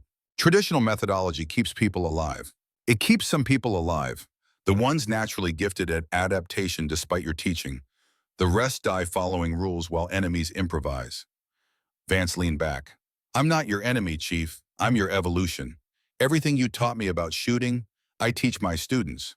But I also teach them what you never explicitly covered. When to ignore doctrine, how to make independent decisions, why rules are guidelines rather than absolutes. That's called mercenary ethics. That's called surviving modern warfare. You can keep training Marines to be perfect technical executors who fail when situations don't match their training scenarios. Or you can adapt your teaching to create operators who can think critically about when rules apply and when they don't. Your choice. Vance stood, dropping cash on the table to cover his coffee. For what it's worth, Chief, you were excellent instructor. Best technical training I ever received. But you taught me what and how to shoot without adequately teaching me why. That gap in your curriculum is why I'm successful and why Matt Sullivan is dead. Fix that gap, or watch more of your students fail when doctrine doesn't match reality. He walked out, leaving Crowe alone with thoughts that offered no comfort and conclusions that undermined 42 years of certainty. The meeting's recording was reviewed by Colonel Hayes and his staff. Official conclusion: Vance had made no explicit threats, broken no laws, violated no regulations during the conversation. Unofficial conclusion: he'd articulated fundamental criticism of military sniper training that command couldn't easily dismiss. Crowe returned to his students, still conducting surveillance of Black Ridge's facility. They documented extensive evidence of training that violated military doctrine, but wasn't explicitly illegal for private contractors operating in international gray zones. The evidence would support investigation, but wouldn't justify immediate action. Sarah was waiting when Crowe returned to the command post. "Chief, we need to talk about what we observed." "Go ahead." "Several students are questioning whether military restrictions are appropriate. They've watched Black Ridge's training, seen how much faster and more aggressive their methodology is, and they're wondering whether we're handicapping ourselves by following rules that enemies ignore. What do you think?" Sarah hesitated, choosing words carefully. "I think there's difference between effectiveness and ethics. Black Ridge might be more effective in narrow tactical sense, but their approach sacrifices moral authority that distinguishes us from enemies. The question is whether that sacrifice is worth the tactical advantage." "You sound uncertain." "Because I am uncertain. I watched them train for 2 days. Their students hit targets faster, engage more aggressively, demonstrate higher first-round hit probability in dynamic scenarios. If the only metric is tactical effectiveness, they're superior to our methodology. But if we include legal and ethical considerations, they're teaching people to be killers instead of protectors. I'm struggling to articulate why second framework is more important than first." Crowe recognized his own internal debate reflected in Sarah's words. "Welcome to the fundamental question of sniper operations.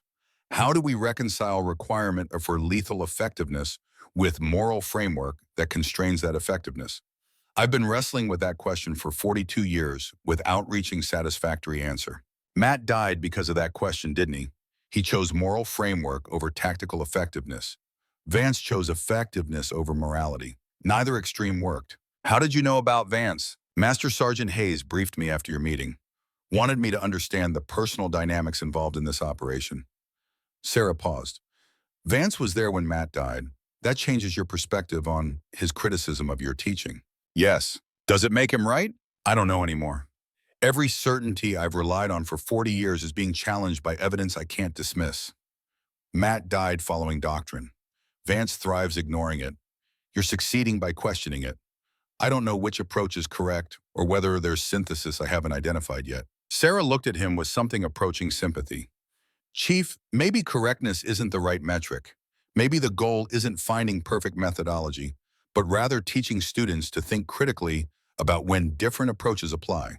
Matt needed permission to adapt that you never explicitly gave him. Vance needed ethical constraints you couldn't adequately instill. Maybe I need integration of both, and maybe that's what you should be teaching." The insight hit Crowe with the force of revelation. She'd identified exactly what he'd been failing to articulate. Not that his teaching was wrong, but that it was incomplete. He taught technical skills brilliantly. He taught tactical doctrine thoroughly, but he'd never explicitly taught the meta skill of knowing when to follow doctrine and when to adapt beyond it. "You're right," Crowe said quietly. "That's the gap in my curriculum. I assumed students would develop that judgment naturally through experience. But Matt never got enough experience to develop it. Vance developed it wrong, without ethical framework.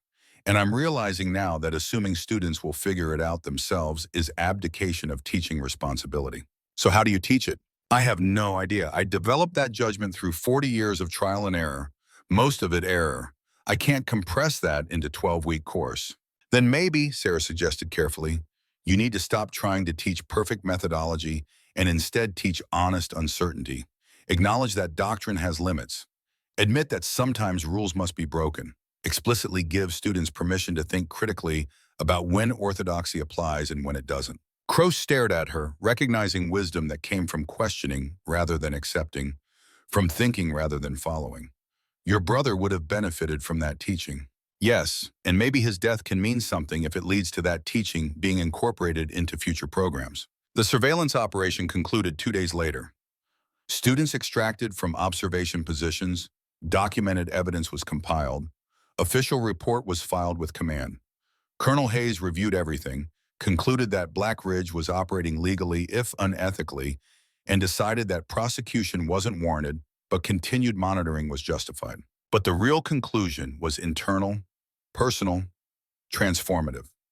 Crowe had spent 2 weeks watching evidence of his teaching's limitations, confronting students who'd succeeded by rejecting those teachings, and listening to Sarah Sullivan articulate synthesis he'd been unable to achieve himself. 42 years of teaching had produced hundreds of successful graduates, but it had also produced 11 casualties in one mercenary who'd learned skills without wisdom.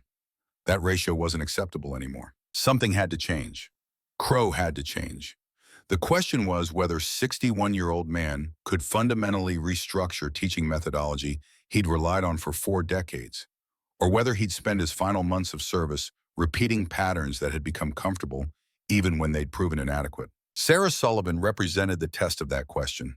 She was Matt's sister, but she wasn't Matt. She questioned instead of accepting, challenged instead of following, demanded justification instead of blind faith. Teaching her the way he'd taught Matt would produce the same tragic results, or prove that Matt's death was individual failure rather than systematic problem. Crowe couldn't accept either conclusion, so he had to find third option: teaching that preserved fundamentals while permitting adaptation, maintained discipline while encouraging critical thinking, instilled doctrine while authorizing deviation when circumstances demanded it. He had no idea how to do that, but for the first time in 9 years, he was willing to admit his ignorance and ask for help figuring it out. Week 8 ended with that uncertain realization. 4 more weeks remained in the training cycle, 4 more weeks to implement odds he hadn't fully conceptualized yet, 4 more weeks to prove whether evolution was possible or whether he'd just repeat the same mistakes with different students. The stakes had never felt higher, because this time failure wouldn't just mean another name added to the memorial wall. It would mean admitting that Matt Sullivan had died for nothing, that 9 years of guilt and questioning had produced no meaningful change, that Crowe's entire career had been built on foundation that couldn't support the weight modern warfare demanded. Sarah Sullivan deserved better than that. Matt Sullivan's memory deserved better than that. And Crowe himself deserved the chance to prove he could still learn, still adapt, still become the teacher his students needed rather than the teacher he'd always been. Whether that transformation was possible remained uncertain. But for the first time since standing at Matt's grave 9 years ago, Crowe felt something besides guilt and confusion. He felt the possibility of redemption. And that possibility, however fragile, was enough to keep moving forward into the unknown. 5 days remained before the major field exercise that would conclude week 10 of training. Crowe made a decision that surprised everyone, including himself. He pulled Sarah Sullivan from group instruction and began working with her individually, one-on-one sessions that ran from dawn until well past sunset. The other students noticed, some with resentment, others with curiosity. Master Sergeant Rachel Hayes noticed with satisfaction, recognizing what Crowe was finally doing after 42 years of teaching the same way. He was learning how to teach differently. The first private session began at 0500 on a range that Crowe had reserved exclusively for their use. Sarah arrived exactly on time, rifle case in hand, expression questioning but controlled. The pre-dawn darkness was just beginning to soften into gray light, temperature hovering around 40 degrees with humidity that suggested rain later. "We're going to have a different kind of conversation today," Crowe told her without preamble. "Not about shooting mechanics or fieldcraft or any of the technical skills I've been drilling into you for 10 weeks. We're going to talk about judgment, about knowing when to follow doctrine and when to deviate from it, about the things I never explicitly taught your brother that might have kept him alive." Sarah set down her rifle case, giving him complete attention. The cold morning air carried the clean smell of coming rain, and somewhere in the distance, a crow called out its harsh territorial warning. "Why now?" "Because you've mastered the fundamentals. Your shooting is solid, your fieldcraft is excellent, your physical conditioning meets standards. But technical competence isn't what separates snipers who survive from snipers who die. Judgment is. And I've spent 42 years assuming students would develop judgment naturally through experience. Your brother proved that assumption was fatal." The morning air carried sounds of the base waking up around them, distant voices and vehicle engines and the rhythmic cadence of units conducting PT. But on their isolated range, it felt like the world had contracted to just the two of them and the conversation that had been 9 years overdue. Matt was a perfectionist, Crowe continued, and the words came easier than he'd expected. Like confession that had been building pressure for years. Not because he was naturally that way, but because I taught him to be. I drilled into him that snipers don't get second chances, that every shot must be perfect, that patience and precision matter more than speed. Those lessons were true, but they were incomplete. I never taught him the corollary, that sometimes good enough right now beats perfect too late, that sometimes the mission requires accepting higher risk, that doctrine exists to guide decisions, not replace them. Sarah absorbed this, her analytical mind clearly processing implications. When she spoke, her voice carried the careful precision of someone who understood they were navigating important territory. When do fundamentals override adaptation? That's exactly the right question. And the answer is when fundamentals serve the mission better than adaptation would. If you're taking a shot at 1,200 yards in stable conditions with time to calculate precisely, fundamentals override everything. Wind calculation, bullet drop compensation, breathing control, all of it matters, and rushing any element compromises success. But if you're engaging multiple targets at varied ranges with enemy fire incoming and friendlies in danger, adaptation serves mission better than waiting for perfect setup. How do you know which situation you're in? Experience, pattern recognition, intuition developed through thousands of decisions and learning from the ones that turned out wrong. That's what I failed to teach Matt. I gave him the rules, but not the framework for knowing when rules don't apply. I taught him what to do, but not how to think about what to do. Crowe paused, watching morning light strengthen across the range. Matt was brilliant at execution. Give him a clear mission and defined parameters, and he'd perform flawlessly. But combat rarely provides clear missions and defined parameters. Combat is chaos pretending to be organized. Success requires people who can think critically about competing imperatives, who can make good enough decisions with incomplete information, who can violate doctrine when doctrine serves process over outcome. You're describing metacognitive skills, awareness of your own decision-making process. Exactly, and I never taught that explicitly. I assumed it would develop naturally the way it developed for me through decades of trial and error. But Matt didn't get decades. He got 3 deployments in a situation where he had to choose between following rules and saving lives, and I'd never given him framework for making that choice. They spent the next 3 hours working through scenarios with no clear right answers. Tactical situations where following doctrine might get people killed, but so might violating it. Crowe described actual operations from his career, moments where he'd made decisions that contradicted training but served the mission. Sarah asked questions Matt had never asked, not just what should I do, but before how do I think about these decisions? She wanted the cognitive framework, the decision-making process. You're teaching me metacognition, Sarah observed during a break. Not just skills, but awareness of how to apply skills. Why didn't you teach this to Matt? Crowe stared at the distant targets. Because I thought skills were enough. Because I assumed judgment would develop naturally. I was wrong about all of it. You're admitting error. That's difficult for someone with your reputation. Admitting error is easier than attending more funerals for students who died because my teaching was incomplete. The second day focused on speed versus precision. Crowe set up scenarios requiring rapid target engagement. Situations where Sarah had to choose between taking more time for accuracy or accepting lower hit probability to engage more threats. Sarah struggled initially, her precision fighting tactical speed requirements. She'd miss time-sensitive shots calculating exact holdover. Then she'd rush shots and miss because she hadn't calculated enough. You're thinking like engineer when you need to think like fighter, Crowe told her. Engineers optimize for perfect solutions. Fighters optimize for good enough solutions delivered before enemy adapts. Both are valid. Knowing which one a situation requires is the skill I'm trying to teach. How did you learn it? By being wrong enough times that pattern recognition kicked in. But you don't have 40 years. So I'm compressing my experience into framework you can internalize faster. By the 4th day, Sarah was demonstrating integration that had taken Crowe decades to develop. She could shift between precision mode and speed mode based on tactical context. She could recognize when a situation required absolute accuracy and when it required acceptable accuracy delivered quickly. More importantly, she could articulate why she was making those choices, not just execute them instinctively. Master Sergeant Rachel Hayes observed one of the training sessions, watching Sarah engage multiple targets at varying ranges while Crowe called out changing tactical conditions. When Sarah finished the evolution, Rachel pulled Crowe aside. "You're finally teaching the complete package," Rachel said. "Skills plus wisdom, technical excellence plus philosophical framework. This is what you should have been teaching for 40 years. I know. Matt would have survived if you'd taught him this way.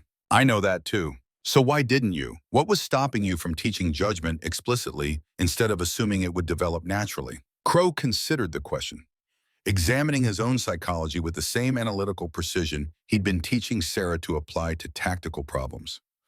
Fear, probably. Fear that if I explicitly told students when to break rules, I'd be encouraging recklessness. Fear that teaching flexibility would undermine discipline. Fear that admitting doctrine has limitations would make students question all authority.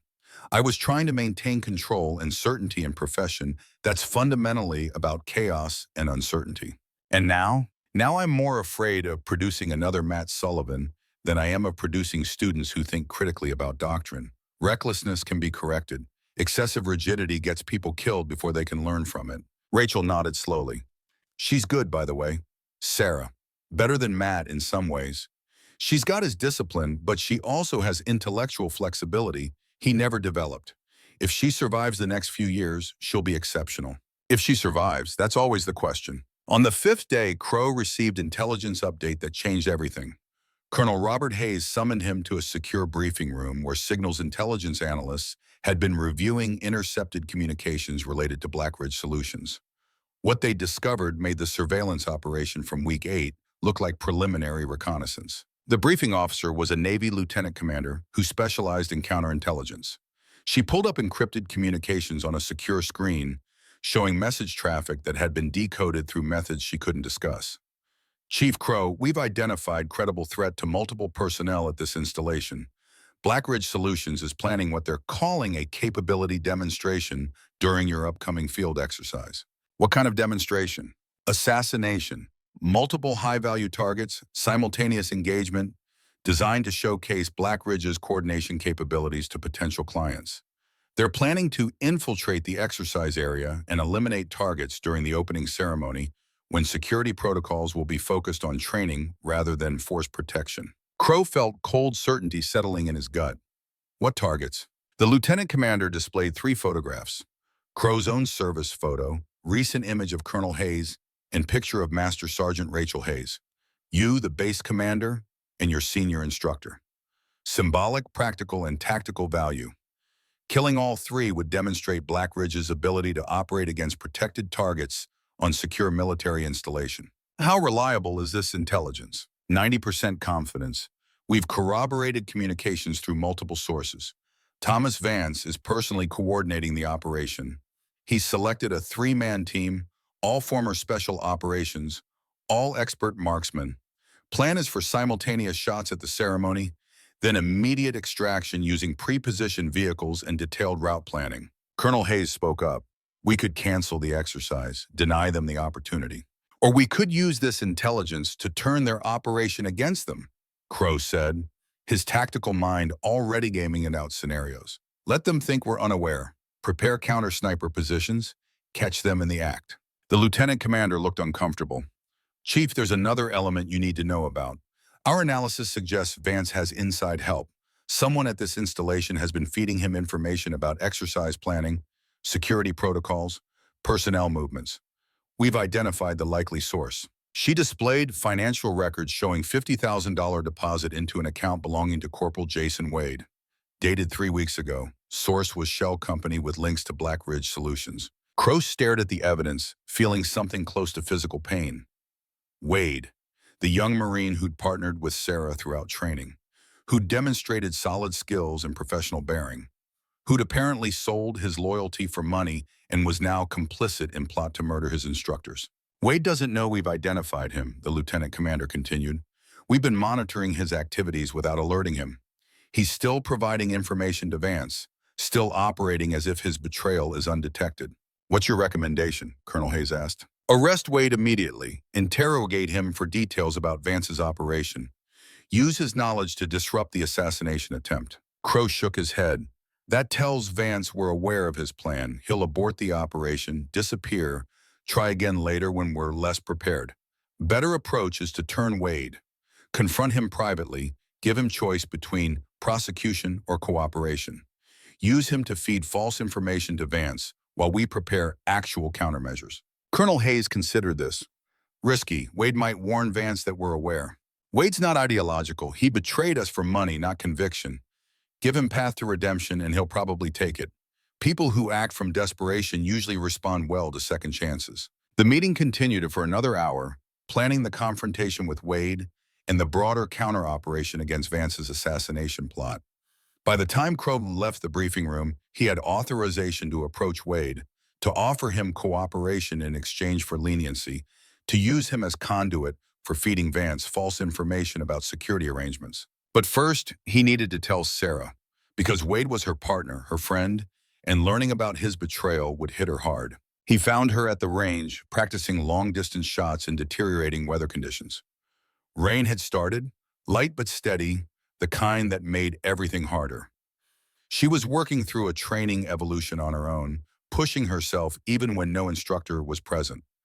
That kind of self-motivated excellence was rare. "Sullivan, we need to talk. Private conversation." She cleared her rifle, secured her position, followed him to a covered area near the ammunition bunker. Rain drummed on the metal roof, providing acoustic cover for sensitive conversation. "I'm going to tell you something that's classified and painful," Crowe said. "Intelligence has identified a credible threat against base personnel, including me, Colonel Hayes, and Master Sergeant Hayes. Black Ridge Solutions is planning assassination during next week's field exercise." Sarah's expression shifted immediately from relaxed to alert, her training kicking in automatically. "What's our response?" "We're going to turn the operation against them. Use their plan to catch them in the act. But there's something else you need to know. The intelligence suggests Vance has inside help, someone feeding him information about our operations." "Who?" Crowe watched her face carefully. "Jason Wade. Financial evidence shows he received $50,000 from Black Ridge 3 weeks ago. He's been providing tactical information to support Vance's planning." The impact was immediate and visible. Sarah's controlled expression cracked, showing genuine shock and hurt beneath professional composure. "Wade, you're certain?" "Financial records are definitive. We've been monitoring his communications. He's been passing information to Vance regularly." Sarah was quiet for a long moment, processing betrayal by someone she trusted. "What happens to him?" "That depends on choices he makes in next few hours. I'm going to confront him, offer him cooperation in exchange for leniency. If he agrees, we use him to feed false information to Vance while preparing actual countermeasures. If he refuses, he faces court-martial for treason. You want to give him second chance. I want to give him opportunity for redemption. Same opportunity I've been getting from you for the past 10 weeks. Wade made terrible choice driven by desperation. That doesn't make him irredeemable, just means he needs path back to honor." Sarah nodded slowly. "Do you want me present for the confrontation?" "No, this needs to be private. But I wanted you to know before rumors started, Wade was your partner. You deserve to hear truth from me rather than through base gossip." "Thank you, Chief." After Sarah left, Crowe made arrangements for the confrontation. Private room, no recording equipment, just him and Wade, an honest conversation about choices and consequences. Master Sergeant Rachel Hayes would be positioned outside in case Wade reacted violently, but Crowe believed that wouldn't be necessary. Wade was weak, not dangerous. Jason Wade arrived at the appointed time, expression showing confusion about why he'd been summoned. Crowe gestured to a chair, waited until Wade was seated before beginning. "Corporal Wade, I'm going to be direct. We know about the money. We know you've been feeding information to Thomas Vance. We know you're part of Black Ridge's operation against this installation. The only question now is what you're going to do about it." The color drained from Wade's face like water from broken glass. For a moment that stretched into uncomfortable silence. Crowe thought he might deny everything, construct elaborate story about misunderstanding or coincidence. Wade's mouth opened, closed, opened again without producing sound. His hands, resting on the table between them, started trembling visibly. But Wade wasn't that good a liar. His shoulders slumped as if carrying weight had suddenly become unbearable. His hands clenched into fists to control the shaking, and truth spilled out in rush of words that carried the desperation of confession too long delayed. I've got 180,000 in student loans. Engineering degree I'm not even using because I joined the Marines. My mother needs medical care that's not covered by any insurance we can get. Experimental treatments for condition that's going to kill her without intervention. I make 38,000 a year as corporal. After taxes and loan payments, I'm sending home maybe $1,000 a month. It's not enough. It's never going to be enough. Wade looked up, eyes red but dry, past the point where crying would provide release. Vance contacted me 6 weeks ago, said he knew my situation, knew I was struggling financially, offered me $50,000 just for passing him training schedules and exercise plans, said Black Ridge was developing competing training programs and needed to understand current military methodology, that knowing our schedules would help him avoid conflicts when his people were operating in the area. It sounded legitimate, or at least I convinced myself it sounded legitimate because I needed the money so desperately I couldn't afford to question it too carefully. What did you think he wanted the information for? Exactly what he said. Competitive intelligence, corporate espionage maybe, but not anything that would hurt anyone, not anything that made me complicit in violence. Wade's voice cracked. I know that sounds naive. I know I should have questioned more carefully. But when you're watching your mother die because you can't afford medicine, when you're calculating how many years until your student loans are paid off and realizing it's decades, when you feel trapped by circumstances you can't control, you want to believe in solutions that don't require impossible choices. Crowe studied Wade's face, seeing genuine distress there, but also recognition that ignorance wasn't innocence, that desperate circumstances didn't eliminate moral responsibility. When did you start suspecting it wasn't legitimate? Wade's expression shifted, guilt replacing desperation. About a week ago, when he started asking specific questions about security protocols during field exercises, about where commanders would be positioned during opening ceremonies, about sight lines and escape routes and timing of security patrols, questions that didn't make sense for training program development, questions that only made sense if someone was planning operation against those commanders. And what did you do with those suspicions? Nothing. I did nothing. I had already spent the money on my mother's medical bills. She'd already started the treatment that might save her life. I was trapped by my own choices, and I told myself maybe I was wrong. Maybe there were legitimate reasons for those questions. Maybe I was being paranoid. But I knew, deep down, I knew exactly what Vance was planning. And I let it continue because I was terrified of consequences. Crowe let the silence stretch, watching Wade wrestle with the full weight of what he'd done. Sometimes the most powerful teaching came not from words, but from allowing people to confront their own moral failures without excuse or mitigation. Finally, Crowe spoke. You're still trapped, Corporal, but I'm offering you a way out that doesn't require choosing between your mother's life and your honor. You cooperate completely. You provide us with everything Vance has asked for and everything you've provided him. You help us turn his operation against him. You testify when we prosecute. In exchange, we recommend leniency at your court-martial. You'll still face consequences, but you'll have chance to rebuild your life after. More importantly, you'll have chance to save people's lives by helping us stop Vance. Wade looked up, hope and shame warring in his expression with such intensity that his face seemed to age 10 years in the moment. Why would you give me that option? I betrayed everything. Betrayed you, betrayed the Corps, betrayed my oath, betrayed every value I claimed to stand for when I put on this uniform. Because I believe in redemption, Wade, not forgiveness necessarily. What you did was serious and you'll carry consequences, but redemption. The chance to make different choices going forward. Because I've spent the past 10 weeks learning that people can change when given honest opportunity to do so. Because you made terrible choice, but you're not irredeemably terrible person. Crowe leaned forward, voice taking on intensity that made Wade meet his eyes directly. Mostly because keeping you cooperative serves mission better than locking you up serves justice. You can help us save lives. That's worth more than satisfaction of immediate punishment. But understand this clearly. If you choose cooperation, you have to fully commit. No holding back, no protecting yourself. Complete honesty about everything, even the parts that make you look worse. Can you do that? Yes, Chief. I can do that. I want to do that. I want to fix what I broke, even if I can't undo it completely. Over the next 2 hours, Wade provided comprehensive account of his interactions with Vance. Every piece of information he'd passed, every question Vance had asked, every indication of what Blackridge was planning. The picture that emerged was professional operation by people who knew exactly what they were doing. Vance's team had been planning for months.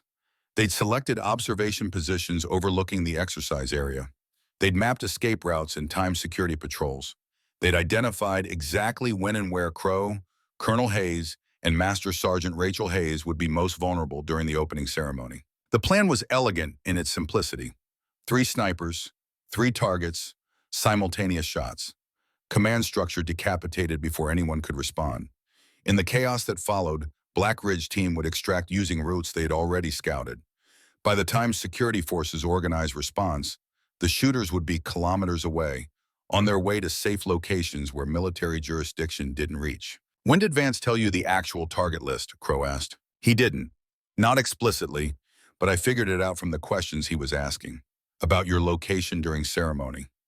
About Colonel Hayes' security detail, about Master Sergeant Hayes' role in exercise planning. The pattern was obvious once I let myself see it. And you didn't report it. No, I didn't. I told myself maybe I was wrong. Maybe he had legitimate reasons for those questions. But I knew, and I did nothing. That's the part I can't explain or justify. I knew people were going to die, and I let it continue because I was afraid of consequences. Crowe recognized that fear. He'd seen it in students who froze during training, who knew what they should do, but couldn't overcome paralysis of indecision. Fear is human, Wade. Acting despite fear is what separates Marines from everyone else. You failed that test, but you're getting second chance to pass it now. Don't waste it. They spent another hour developing strategy for feeding false information to Vance. Wade would continue his communications, would provide seemingly accurate intelligence that was actually designed to position Vance's team exactly where counter-sniper forces would be waiting. It was deception operation that required Wade to perform convincingly despite knowing he was being monitored by both sides. When Wade left, Crowe sat alone in the quiet room, thinking about trust and betrayal and the fine lines between desperation and dishonor. Wade had made terrible choices, but he'd made them from weakness rather than malice. That distinction mattered, not legally, probably, but morally. The next 3 days were intensive preparation. Crowe coordinated with Colonel Hayes and base security forces to develop comprehensive counter-operation.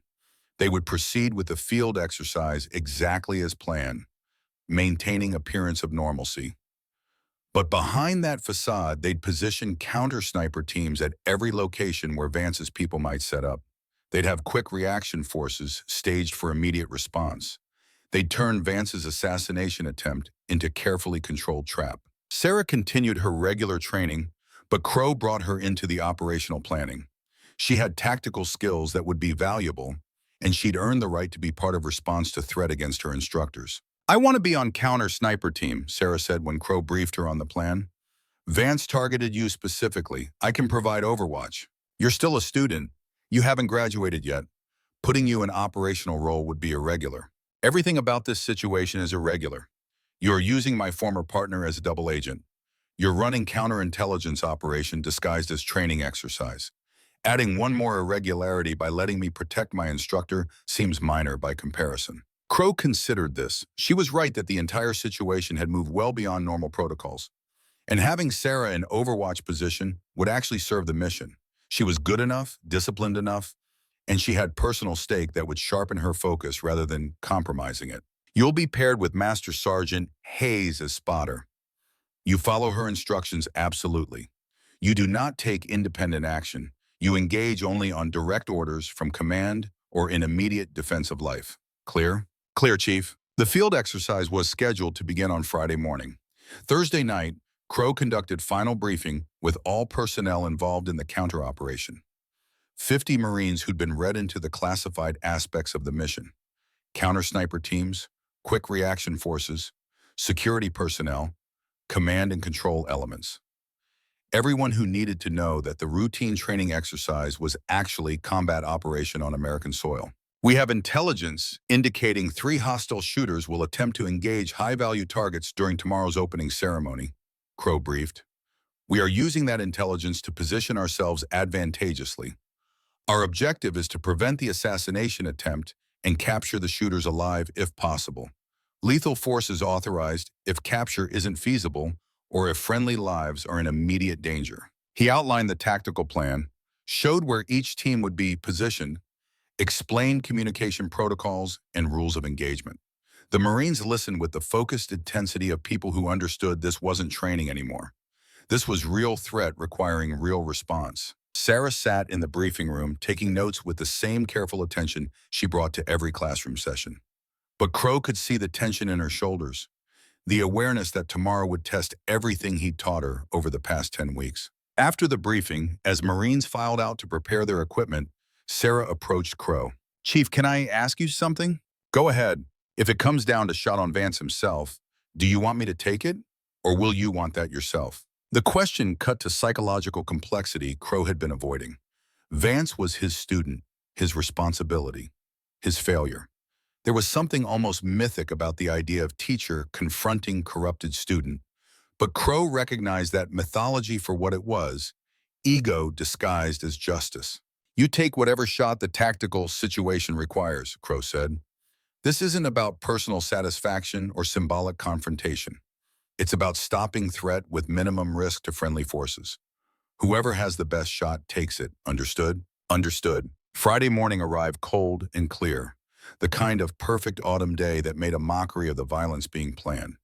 Crowe woke at 0400, conducted his normal routine, checked his equipment with the careful attention of someone who'd done this thousands of times. But his heart rate was elevated, his senses heightened, and he recognized these as signs of pre-combat stress that never completely went away, no matter how much experience you accumulated. The exercise area was 15 kilometers from Quantico's main facilities, rolling terrain with mixed forest and clearings that provided excellent training environment. Opening ceremony was scheduled for 0800 at a natural amphitheater where command staff would brief participants before dispersing for field operations. Counter-sniper teams deployed at 0530, moving into positions under cover of darkness. Sarah and Master Sergeant Rachel Hayes occupied an elevated hide site 800 meters from the ceremony location with clear sight lines over the entire area. They'd arrived 90 minutes before dawn, constructed their hide using techniques Crowe had taught, and settled in for what might be hours of motionless observation. Crowe positioned himself with the decoy command group that would attend the ceremony. Colonel Hayes was there too, both of them wearing body armor beneath their uniforms, but maintaining appearance of routine training event. If Vance's team was observing, they needed to see everything exactly as Wade's false intelligence had described. By 0730, all elements were in position. The trap was set. Now they waited to see if Vance would step into it. From her hide position, Sarah scanned the surrounding terrain through her scope, looking for any sign of hostile presence. The morning light was perfect for observation, shadows still long enough to provide concealment, but sun high enough to eliminate the deepest darkness where threats could hide completely. Master Sergeant Rachel Hayes worked beside her with spotting scope, covering sectors Sarah couldn't observe simultaneously. They developed efficient communication rhythm, minimal words that conveyed maximum information. "Movement, 11 o'clock, 900 meters, Rachel whispered. Single individual, camouflaged, moving toward elevated position. Sarah shifted her aim, found the target. Male, military bearing, carrying rifle case, moving with tactical awareness that suggested professional training. He was heading toward location that would give him perfect angle on the ceremony area. "I have visual," Sarah confirmed. "Tracking." Over the next 20 minutes, they identified 2 more individuals moving into positions around the ceremony site. All 3 were exactly where Wade's intelligence had suggested they'd be, exactly where counter-sniper teams had positioned themselves to intercept. But then Sarah noticed something that made her blood run cold. 4th individual, moving differently from the others. Not heading to predetermined sniper position, but rather working his way closer to the ceremony area itself. Close enough that rifle wouldn't be necessary. Close enough for handgun engagement.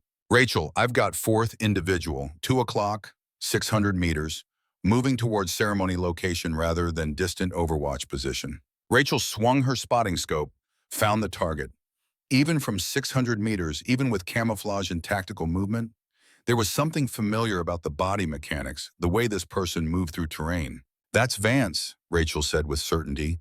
"He's not directing remotely. He's here personally." Sarah felt something cold settle in her chest. Vance hadn't sent a team to do this operation. He was part of the team. This wasn't just professional contract. This was personal demonstration.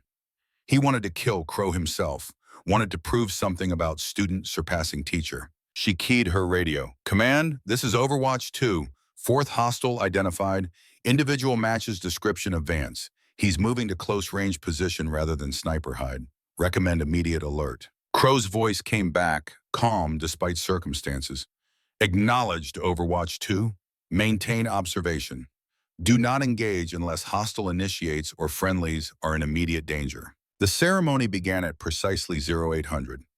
Marines filed into the amphitheater, taking positions in organized formation.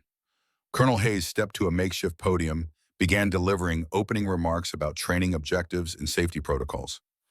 Everything appeared exactly as it should for routine field exercise. But Sarah could see through her scope that Vance was now only 400 meters away, positioned behind fallen log that gave him perfect cover and clear shot at both Crowe and Colonel Hayes. The three distant snipers were also in position, rifles aimed at the ceremony area. "They're synchronized," Rachel observed, waiting for simultaneous engagement. "Vance will give signal." Sarah tracked Vance through her scope, watching for any indication he was preparing to shoot. Her finger rested on the trigger guard, not yet on the trigger itself. She had to wait for hostile action before engaging. Rules of engagement were clear. But she also knew that if she waited for Vance to fire first, Crowe or Colonel Hayes might die before she could respond. The fundamental tension between following doctrine and protecting lives. The exact dilemma Matt had faced in Fallujah. Through her scope, Sarah saw Vance settle into final shooting position, saw him acquire target through his optics, saw his body language shift into pre-shot stillness that every trained sniper recognized. "He's about to fire," Sarah whispered. "Wait for command authorization," Rachel cautioned. But Sarah was already calculating shot. 400 meters to Vance's position. Light wind from the east. Vance was partially concealed behind log. Only his head and upper torso were exposed. Difficult shot, but achievable. She watched Vance's trigger finger begin to move, made decision that would define her entire career. Fired. The round took exactly 1.2 seconds to cover 400 meters. In that time, 3 other shots cracked across the valley as Vance's distant team engaged their targets.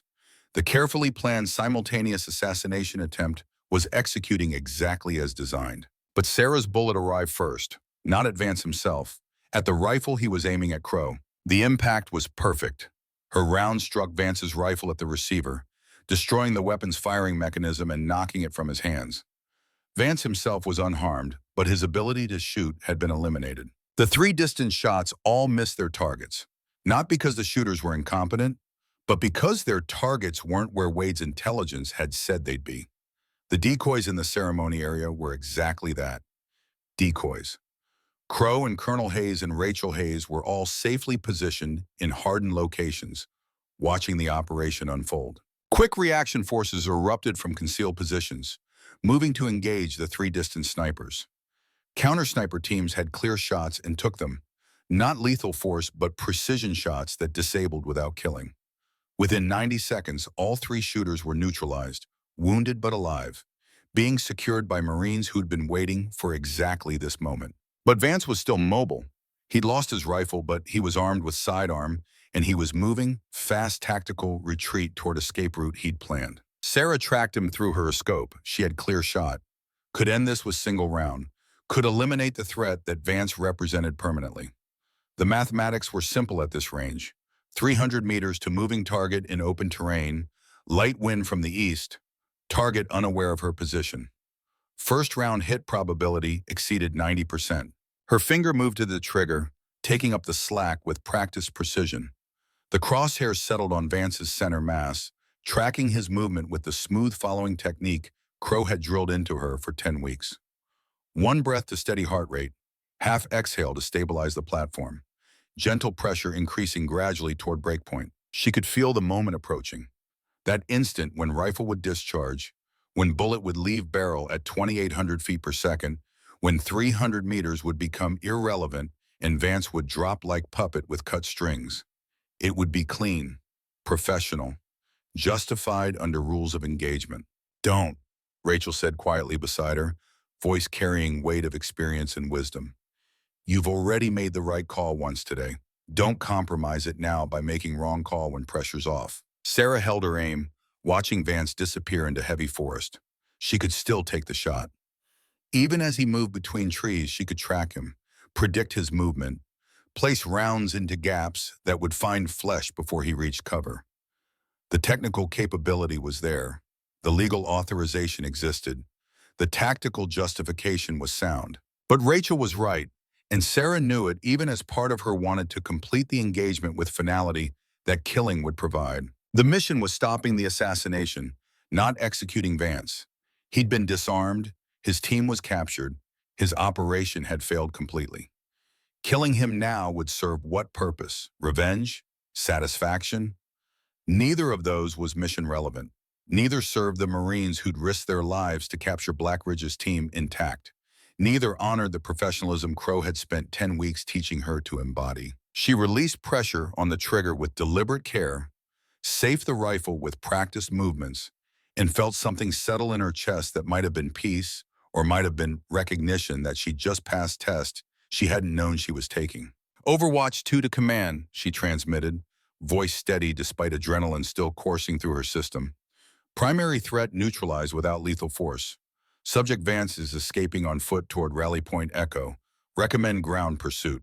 Crowe's voice came back immediately, and there was something in his tone that Sarah had never heard before. Pride, maybe, or recognition that his student had just demonstrated everything he'd been trying to teach. Acknowledged Overwatch 2, excellent shooting. Ground teams are moving to intercept. You made exactly the right call, both times. 20 minutes later, Vance was in custody. Quick Reaction Force had positioned perfectly along his escape route, waiting when he emerged from the forest. He'd surrendered without resistance, recognizing he was tactically defeated. The entire operation had lasted less than 2 minutes from first shot to final capture. 4 hostile combatants neutralized. 0 friendly casualties. Mission success by any measure. Sarah and Rachel extracted from their hide position, made their way back to the command post where Crowe was coordinating post-operation activities. When Sarah arrived, Crowe looked at her with expressions she'd never seen from him before. Not just professional respect, but something deeper. Recognition, acknowledgement that she'd demonstrated exactly the synthesis of skills and judgment he'd been trying to teach. 400 meters on a partially concealed target, Crowe said, under pressure, with lives at stake. And you chose to disable rather than kill. That's the hardest shot a sniper ever makes, the one where you have lethal authorization but choose minimum necessary force. You taught me that doctrine exists to guide decisions, not replace them. The doctrine said I could kill Vance. The situation said I only needed to stop him. I chose the option that served mission better. Crowe nodded slowly. Matt would have taken the kill shot, would have followed doctrine about eliminating threats. You made choice he never learned to make. Because you taught me how to think about these choices. You gave me framework he didn't have. Over the next several hours, the full scope of Black Ridge's operation became clear through interrogation of captured personnel. Vance had been planning this for months, recruiting team, studying security protocols, identifying vulnerabilities. It was professional military operation executed on American soil against American targets. But it had failed because Wade's betrayal had been turned against Vance.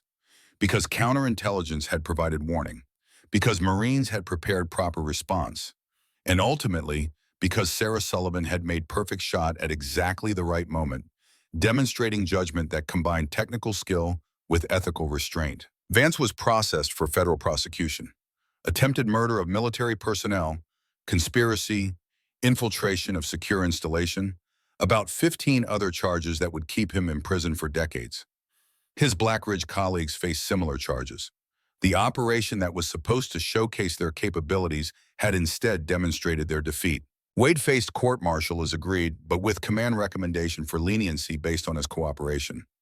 He'd probably serve some time, receive dishonorable discharge, carry the mark of his betrayal for the rest of his life, but he'd also have chance to rebuild, to find redemption through years of proving he'd learned from his mistake. That evening, after all the official processing and debriefing and paperwork, Crowe found Sarah at the range where they'd conducted their intensive training sessions.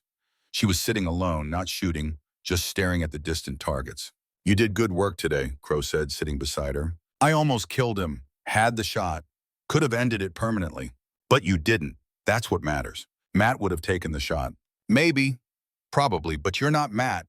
You're something he never got the chance to become. A sniper who understands that the rifle is tool, not solution. That killing is sometimes necessary but never preferable." Sarah was quiet for a moment. "Vance was right about one thing. Your teaching did have gaps. You taught technical excellence without explicit ethical framework. Matt fell through that gap, so did Vance, in different direction. And you? I think I found the synthesis, the integration of your fundamentals with the adaptability modern warfare requires, not because you taught it explicitly, but because you were honest enough to admit you didn't know how to teach it. That honesty gave me permission to figure it out myself." Crowe smiled slightly. "So what you're saying is I succeeded by failing." "I'm saying you succeeded by being willing to evolve. That's harder than maintaining certainty, especially after 42 years of doing things the same way." They sat in comfortable silence as the sun set over Quantico, painting the sky in shades of orange and purple. Tomorrow would bring more processing, more paperwork, more conversations about what had happened and what it meant for future training. But tonight, Crowe allowed himself to feel something he hadn't felt in 9 years. Not quite peace, but something approaching it. The sense that maybe finally he'd figured out how to teach the complete package. Skills and wisdom. Technique and judgment. The integration that Matt had needed and never received. Sarah Sullivan had survived her first real test. Not just survived, but excelled. Made the perfect shot under impossible pressure and demonstrated judgment that would have made her brother proud. More importantly, she'd shown Crowe that evolution was possible, that old dogs could learn new tricks, that 42 years of teaching one way didn't prevent learning to teach better way. The question now was whether he could institutionalize these lessons, whether he could transform personal growth into systematic improvement that would benefit all future students, whether one successful outcome with one exceptional student could become foundation for broader change. Those questions would have to wait for tomorrow. Tonight, Crowe just sat beside his student, watching the sky darken, feeling grateful that she challenged him to become a better teacher, and feeling something close to hope that Matt Sullivan's death might finally mean something beyond tragedy. That from that loss, something valuable had been learned, something that might save future lives. It wasn't redemption, not completely, but it was progress. And after 9 years of guilt and questioning, progress felt like miracle. The first 72 hours after the operation were a controlled chaos of debriefings, evidence processing, and the kind of bureaucratic documentation that followed any incident involving gunfire on American soil. Crowe sat through 16 separate interviews with investigators from Naval Criminal Investigative Service, FBI Counterterrorism Division, Marine Corps Criminal Investigation Division, and about half a dozen other agencies whose acronyms blurred together after the first day. Every interview asked variations of the same questions. How did he identify the threat? What intelligence led to the counter-operation? Who made the decision to use students in operational capacity? Why wasn't the exercise canceled when threat was identified? The questions were professional, thorough, and designed to determine whether anyone at Quantico had violated protocols or exceeded authority. Crowe answered with the same careful honesty he'd brought to every aspect of the operation. Yes, using students in counter-sniper roles was irregular. Yes, he could have recommended canceling the exercise. No, he didn't believe alternative approaches would have resulted in better outcomes. The threat was real, the response was proportional, and zero friendly casualties spoke to effectiveness of the tactical plan. What he didn't say in those official interviews was how the operation had fundamentally changed his understanding of what he'd been teaching for 42 years. That Sarah Sullivan's two critical decisions, choosing to disable rather than kill and choosing to spare rather than execute, had demonstrated judgment he'd failed to teach her brother. That watching her synthesize technical skill with ethical restraint had shown him what complete training should look like. Those insights were for personal reflection, not official record. Thomas Vance sat in a secure holding facility awaiting arraignment on federal charges, that would likely keep him imprisoned until he was eligible for Social Security. Attempted murder of military personnel, conspiracy to commit murder, infiltration of secure military installation, weapons violations, about 15 other charges that federal prosecutors were still cataloging. The evidence was overwhelming. Communications intercepts, financial records, testimony from Wade, physical evidence from the operation itself. Vance's conviction was inevitable. The only question was whether he'd spend 30 years in prison or the rest of his natural life. Crowe visited him once, 3 days after the operation, not because he wanted to, but because leaving loose ends felt wrong. Vance was his student, his responsibility, his failure. Some conversations couldn't be avoided just because they'd be uncomfortable. The holding facility was sterile and cold, designed to strip away dignity and autonomy with its harsh fluorescent lighting and concrete walls painted institutional beige. Everything about the space communicated powerlessness. The metal chairs bolted to the floor, the bulletproof glass partition, the constant surveillance cameras recording every word and gesture. Vance sat across a metal table, hands cuffed to a chain around his waist, ankles shackled to the floor. Prison orange replaced his tactical gear, but his eyes still carried that cold clarity Crowe remembered from 15 years ago. He looked older than 38. 3 days in custody had etched new lines around his mouth, added gray to his temples that Crowe didn't remember from their meeting at the diner. But the fundamental confidence remained. Even in chains, even facing life imprisonment, Vance carried himself like someone who believed he still controlled the narrative. "Come to gloat?" Vance asked without preamble. His voice was rough, suggesting he'd spent considerable time shouting at his lawyers or perhaps just at the walls. "Come to understand, you were brilliant, Vance. Top of your class, exceptional tactical skills, everything required for a successful career. What happened?" Vance laughed, sound devoid of humor but full of bitterness. "You happened, Chief. You taught me to be apex predator. Then the Marine Corps told me I could only hunt according to rules that guaranteed failure. I watched good Marines die because politicians imposed restrictions that enemies ignored. I watched commanders make decisions that prioritized political optics over mission success. I learned that your precious doctrine was suicide pact dressed up as professional ethics." He leaned forward as much as his restraints allowed, intensity increasing. "You know what really broke me? Watching bureaucrats who'd never seen combat tell warriors how to fight. Watching lawyers who'd never left air-conditioned offices write rules of engagement that made victory impossible. Your teaching gave me skills to be effective, but the system you served prevented me from using those skills rationally. So you decided to ignore all ethical constraints. I decided to prioritize results over process. Mission success over moral satisfaction. Protecting clients over following rules written by people who've never faced actual combat." Vance's expression hardened. "You know what the worst part is? I'm better at what you taught me than you ever were. I can make shots you'd consider impossible. I can plan operations you'd never conceive. Everything you valued about snipercraft, I perfected. But I perfected it by discarding the parts that made it ineffective." Crowe studied Vance's face, looking for remorse or self-awareness or recognition that his path had led to catastrophic failure. Found neither. Just the same cold rationalization he'd seen in their first meeting. "You're in prison, Vance. Your operation failed. Your team is captured. Your company is being prosecuted. That's not perfection. That's catastrophic failure dressed up as martyrdom. Tactical failure. Strategic success." Vance actually smiled. Every military contractor watching this case now knows exactly what Black Ridge was capable of before we got caught. We infiltrated secure military base. We positioned teams for assassination of high-value targets. We nearly succeeded against opposition that had every advantage. The fact that we nearly succeeded in assassinating multiple targets on secure military base is better marketing than success would have been.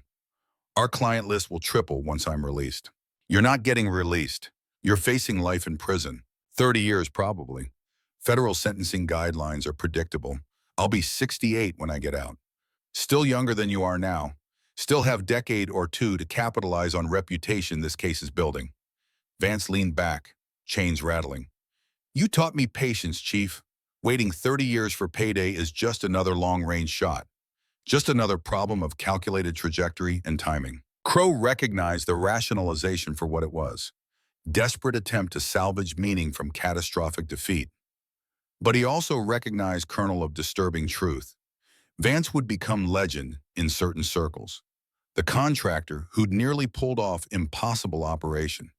That legend would outlive the prison sentence, would enhance rather than diminish his value to future clients who valued audacity over legality. Matt Sullivan is dead because of choices you made in Fallujah, Crowe said quietly, changing approach. Does that bother you at all? Do you think about him? For the first time, Vance's expression shifted. Something that might have been actual emotion flickered across his face before professional control reasserted itself.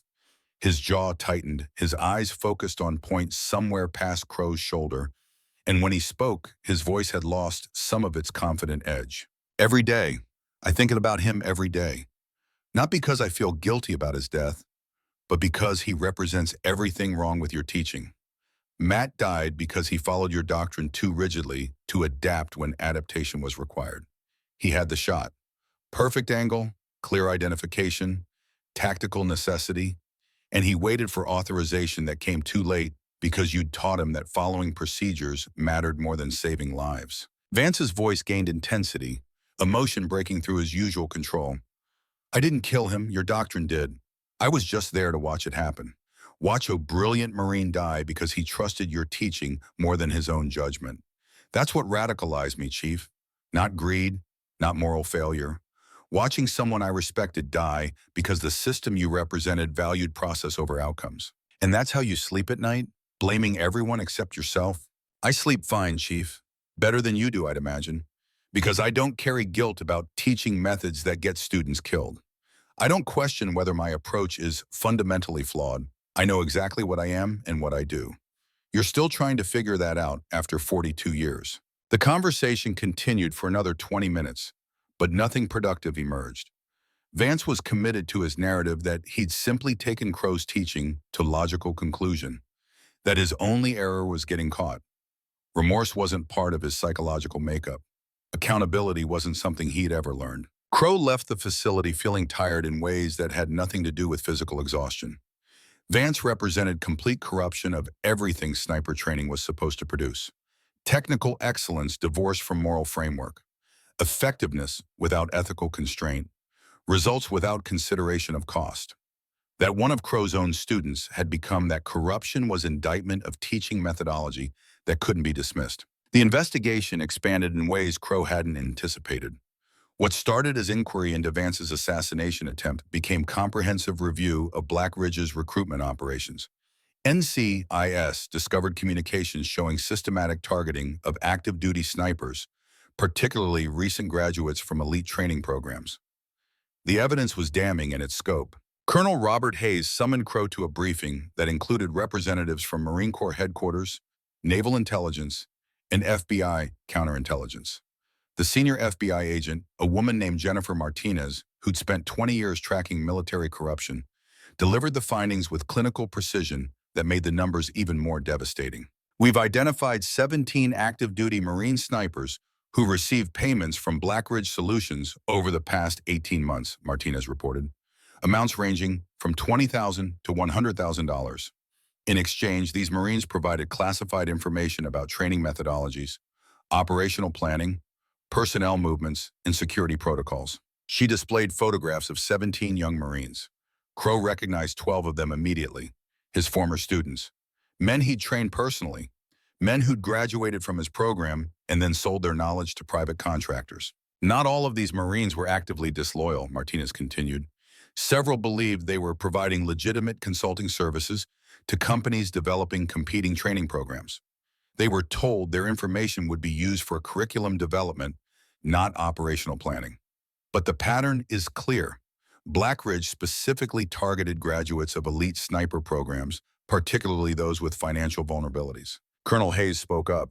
What's the common factor among these 17 Marines? Martinez pulled up comparative data. All graduated from advanced sniper training within the past 3 years. All had demonstrated exceptional technical proficiency. All scored in top 15% of their classes. And all reported financial stress, student loan debt, family medical expenses, cost of living challenges on military pay. Crowe stared at the photographs, seeing pattern that made his stomach clench. These weren't bad Marines. They were good Marines who'd been targeted during moments of weakness, exploited by people who understood exactly how to identify and manipulate vulnerability. What's the institutional conclusion? Colonel Hayes asked. Martinez's expression was carefully neutral. The common thread among all 17 Marines is that they received excellent technical training, but insufficient ethical framework to resist corruption when financial pressure was applied. They knew how to shoot, how to plan operations, how to execute missions, but they apparently didn't internalize why those skills must be constrained by professional ethics and legal requirements. The words hung in the air like accusation. Colonel Hayes turned to Crowe. Chief, 12 of these 17 Marines graduated from your program. I'm not suggesting you're directly responsible for their choices, but the pattern suggests gaps in curriculum that made these Marines vulnerable to exploitation. Crowe wanted to defend his teaching, wanted to argue that individual choices were individual responsibilities, that he couldn't be held accountable for decisions students made years after graduation. But the photographs on the screen told a different story. 17 Marines, 12 from his program, that wasn't coincidence. That was systematic vulnerability created by incomplete training. What's the recommended response? Crowe asked. Martinez took over again. FBI is prosecuting the most serious cases. Marines who knowingly provided operational intelligence for illegal purposes will face court-martial and federal charges. Marines who were deceived about how their information would be used will face administrative discipline, but not criminal prosecution. All 17 are being separated from service. And the institutional response? Colonel Hayes answered this one. Marine Corps is conducting comprehensive review of all elite training programs, specifically examining whether technical curricula adequately emphasize ethical constraints, legal requirements, and resistance to corruption. The review will make recommendations for curriculum changes across all special operations schools. The meeting continued for another 2 hours, diving into specifics of each case, analyzing how Black Ridge had identified and recruited targets, discussing preventive measures for future operations. By the time it concluded, Crowe understood that this had moved far beyond Vance's assassination attempt. This was fundamental questioning of how Marine Corps trained its most elite operators.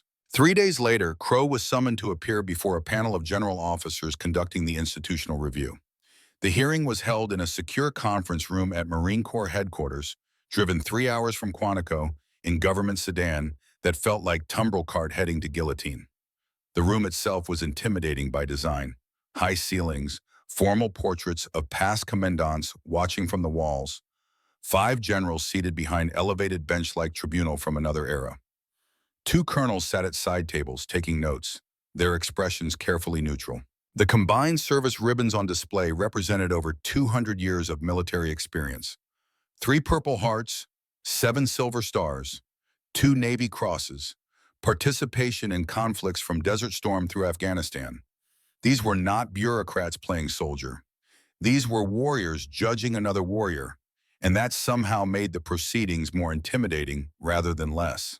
Crowe wore his dress uniform for the first time in months, medals and ribbons arranged with precision that had taken 30 minutes to verify. The uniform felt heavy, not from physical weight, but from symbolic burden. Each decoration represented moment of effectiveness, instance where his skills had served mission. But now those same skills were being examined for systematic failures. The senior officer was Major General Patricia Morrison, a 3-star who'd spent 30 years in intelligence and special operations. She'd built reputation as someone who valued effectiveness over politics, results over appearances, truth over comfortable narratives. Her opening statement set tone for what would be profoundly uncomfortable conversation.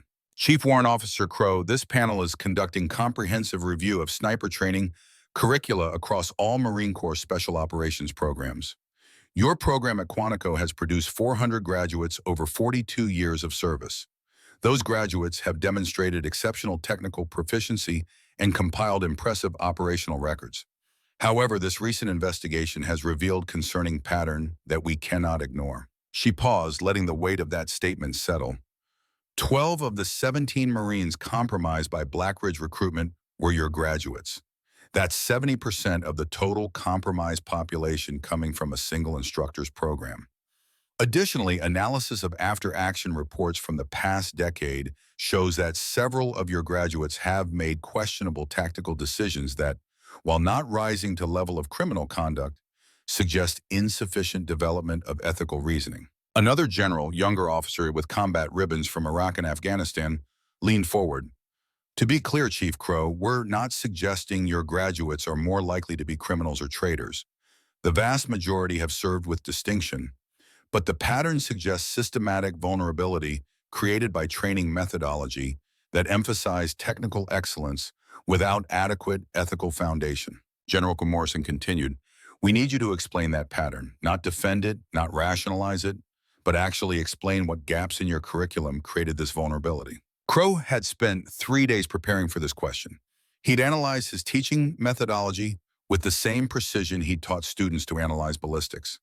He'd reviewed his curriculum, examined what he'd taught and what he'd failed to teach, mapped the gaps between technical training and ethical development. The answer wasn't comfortable, but it was honest, and honesty was the only path forward. General Morrison, I can explain it, and the explanation is my responsibility to own. My teaching methodology has always emphasized technical excellence above all else. Precision shooting, advanced ballistics, fieldcraft, camouflage, stalking, all the mechanical skills that make snipers effective.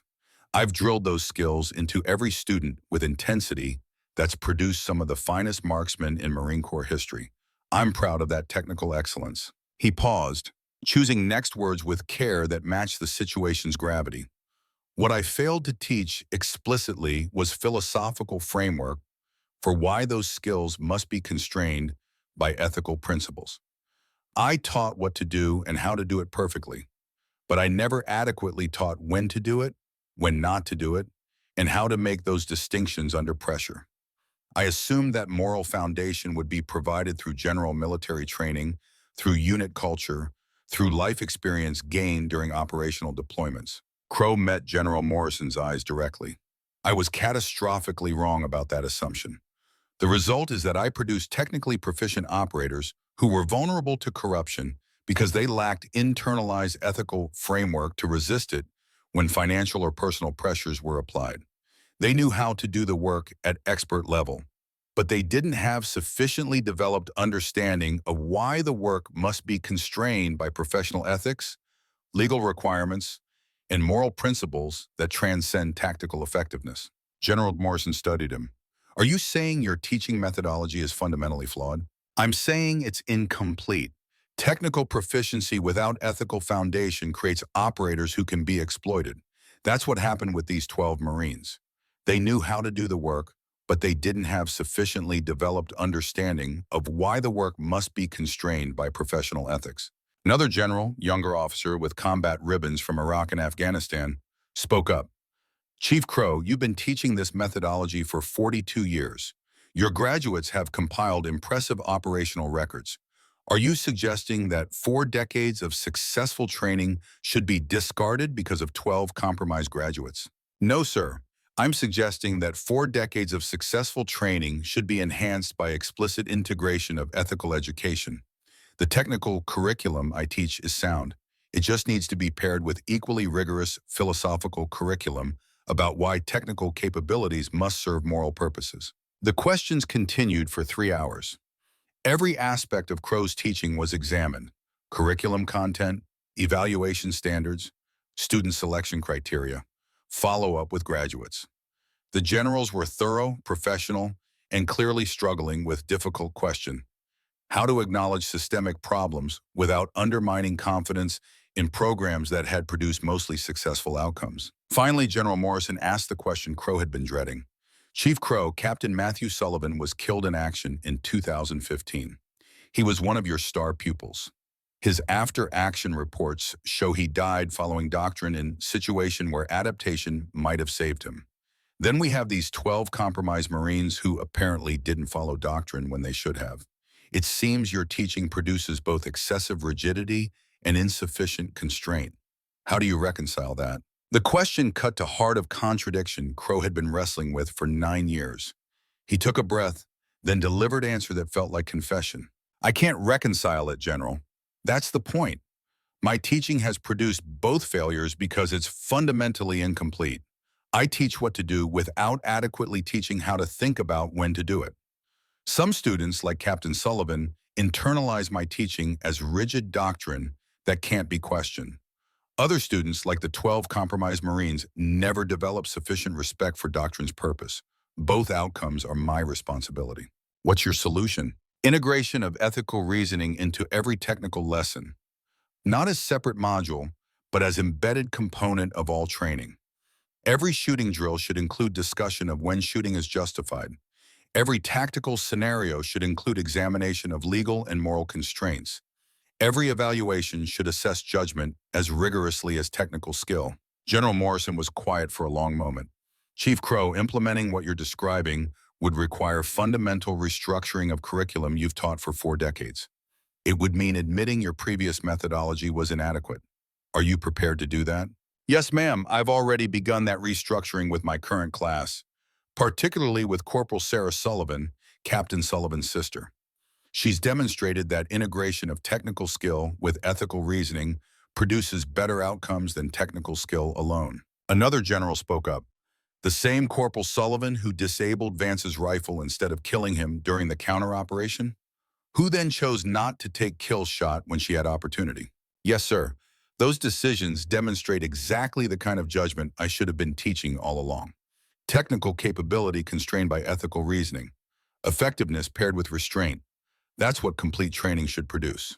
The panel deliberated for another hour, asking follow-up questions, examining specific cases, discussing implications.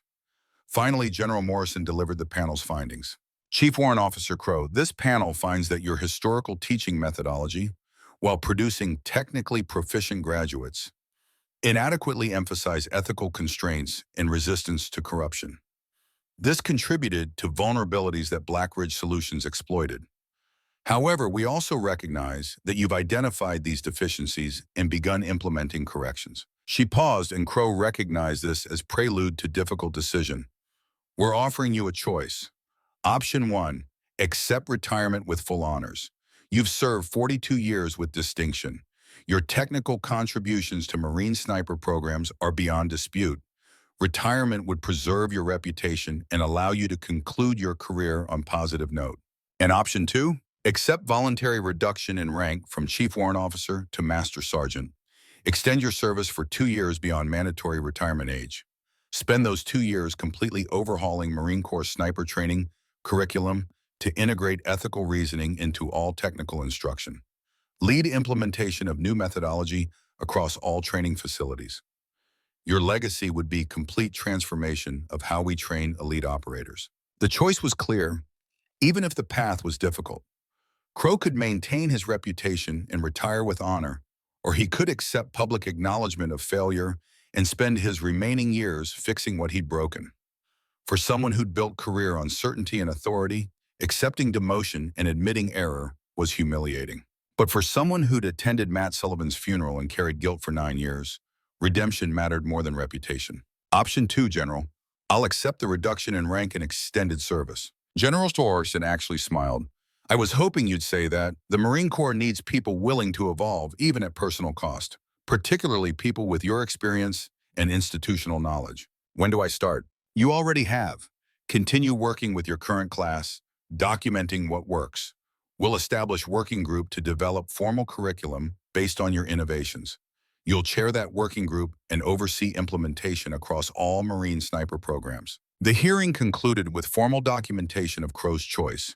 He would be reduced to Master Sergeant, effective immediately, would extend service for 2 years, would lead curriculum reform. The paperwork was bureaucratic and tedious, but the implications were profound. At 61 years old, after 42 years of teaching the same way, he was starting over. Master Sergeant Rachel Hayes found him afterward, sitting alone in an empty classroom. She'd heard about the panel's decision through unofficial channels before official announcement was made. Master Sergeant Crowe now, Rachel said, sitting beside him. How does it feel? Like I'm 61 years old and just admitted I've been doing my job wrong for 4 decades. Not wrong, incomplete. There's a difference. Tell that to the 12 Marines who got compromised. Tell that to Matt Sullivan. Rachel was quiet for a moment. You know what takes more courage than maintaining certainty? Admitting uncertainty, especially after 42 years. Most people your age would have chosen retirement, protected their reputation, let someone else fix the problems. You chose to publicly acknowledge failure and fix it yourself. That's leadership. Feels more like penance. Can it be both? Over the next week, Crowe began formal work on curriculum reform. He assembled a team of instructors from various sniper programs, brought in ethics specialists and psychologists, consulted with legal experts on rules of engagement. The goal was creating integrated training that taught technical skills and ethical reasoning as inseparable components. Sarah Sullivan was invited to participate in curriculum development. She was still technically a student, hadn't even graduated yet, but her insights were valuable precisely because she was experiencing the new methodology firsthand. What's different about how Chief Crowe is teaching you compared to traditional approach? One of the psychologists asked during a working group session. Sarah considered the question carefully. Traditional approach teaches skills first, then expects students to figure out judgment later. Chief Crowe's new approach teaches them simultaneously. Every shooting drill includes discussion of when shooting is justified. Every tactical scenario includes examination of competing ethical imperatives. He's not just teaching me to shoot, he's teaching me to think about when and why to shoot. Is that more effective? It's harder, more cognitively demanding. But yes, it's more effective because it produces operators who can make good decisions under pressure rather than just following procedures. The psychologist took notes. Can you give specific example? During the counter operation against Vance, I had clear shot that would have killed him. Traditional training says eliminate threats when authorized. Chief Crowe's approach gave me framework to ask, is killing necessary to accomplish mission, or is disabling sufficient? That framework led to better tactical outcome. The curriculum development continued for weeks, slowly building integrated program that maintained technical rigor while adding philosophical depth. It wasn't just adding ethics module to existing training. It was fundamentally reconceptualizing how sniper skills should be taught, practiced, and evaluated. Meanwhile, Jason Wade faced his court-martial. The proceedings were formal and thorough, examining every aspect of his betrayal and cooperation. Crowe testified on his behalf, explaining how Wade's assistance had been crucial to stopping Vance's operation. Master Sergeant Rachel Hayes testified about Wade's remorse and commitment to redemption. Even Sarah Sullivan testified, acknowledging the personal betrayal she'd felt while recognizing Wade's genuine desire to make amends. The military judge was a colonel with 30 years of experience in military justice. Her verdict reflected the complexity of Wade's situation. Corporal Wade, you violated your oath, compromised classified information, and endangered the lives of your fellow Marines. These offenses are serious and cannot be excused by financial desperation or subsequent cooperation. You will be sentenced to 2 years confinement, reduction to private, and dishonorable discharge from the Marine Corps. Wade's face fell, but the judge wasn't finished. However, your cooperation prevented multiple deaths and led to capture of dangerous criminals. In recognition of that cooperation, your sentence will be suspended pending completion of probationary period. You will serve 6 months in confinement, followed by 18 months of supervised release. During that time, you will complete ethics education program and perform community service working with veterans organizations. If you successfully complete probation, your discharge will be upgraded to general under honorable conditions. It was mercy tempered with accountability. Wade would face consequences, but he'd also have path to redemption. As he was led from the courtroom, he caught Crowe's eye and nodded once. Acknowledgement, maybe, or gratitude for second chance. 2 weeks before graduation, Crowe assembled his class for final evaluation. 12 students had started, 11 remained. One had washed out during week 6 when psychological screening revealed concerning indicators of insufficient empathy. The 11 who remained had been transformed on 10 weeks of training that pushed them beyond any limits they'd previously known. But the final test wasn't about shooting. It was about judgment. Crowe set up a scenario that had no clear right answer. Students were positioned as overwatch for humanitarian mission in hostile territory. Enemy fighters were using civilians as shields, engaging friendly forces from positions deliberately chosen to maximize collateral damage risk. Students had clear shots on enemy fighters, but any engagement risked civilian casualties. Standard doctrine said minimize civilian harm, but friendly forces were taking casualties. Mission was failing. Commanders were requesting sniper support.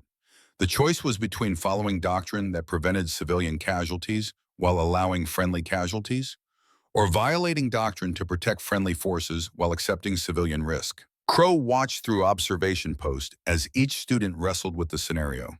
Some chose to engage, accepting civilian risk to protect Marines. Others held fire, maintaining doctrine despite friendly casualties. There was no objectively correct answer.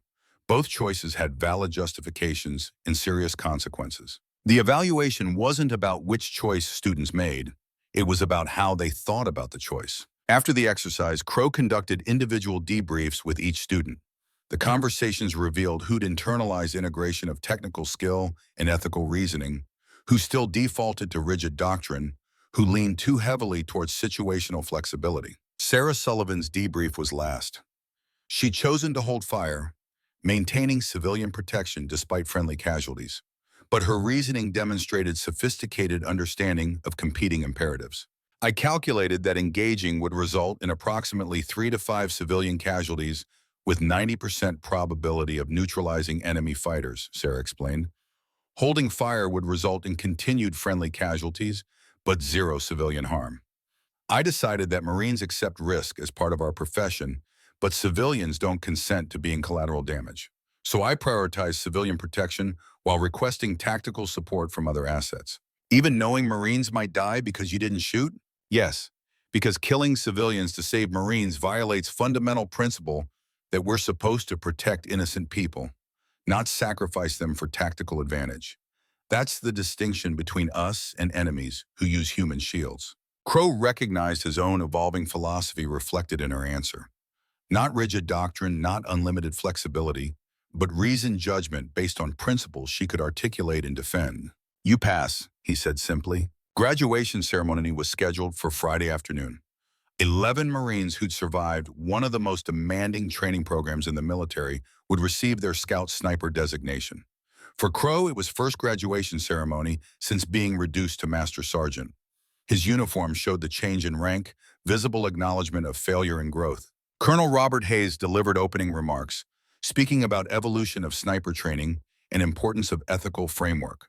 Then he invited Master Sergeant Crowe to address the graduating class. Crowe stood before his students, looking at faces that had become familiar over 12 weeks of intensive training. These weren't just names anymore. They were individuals he'd pushed, challenged, sometimes broken down and rebuilt. They were his responsibility. 11 weeks ago, you arrived here believing you understood what it meant to be a sniper, Crowe began.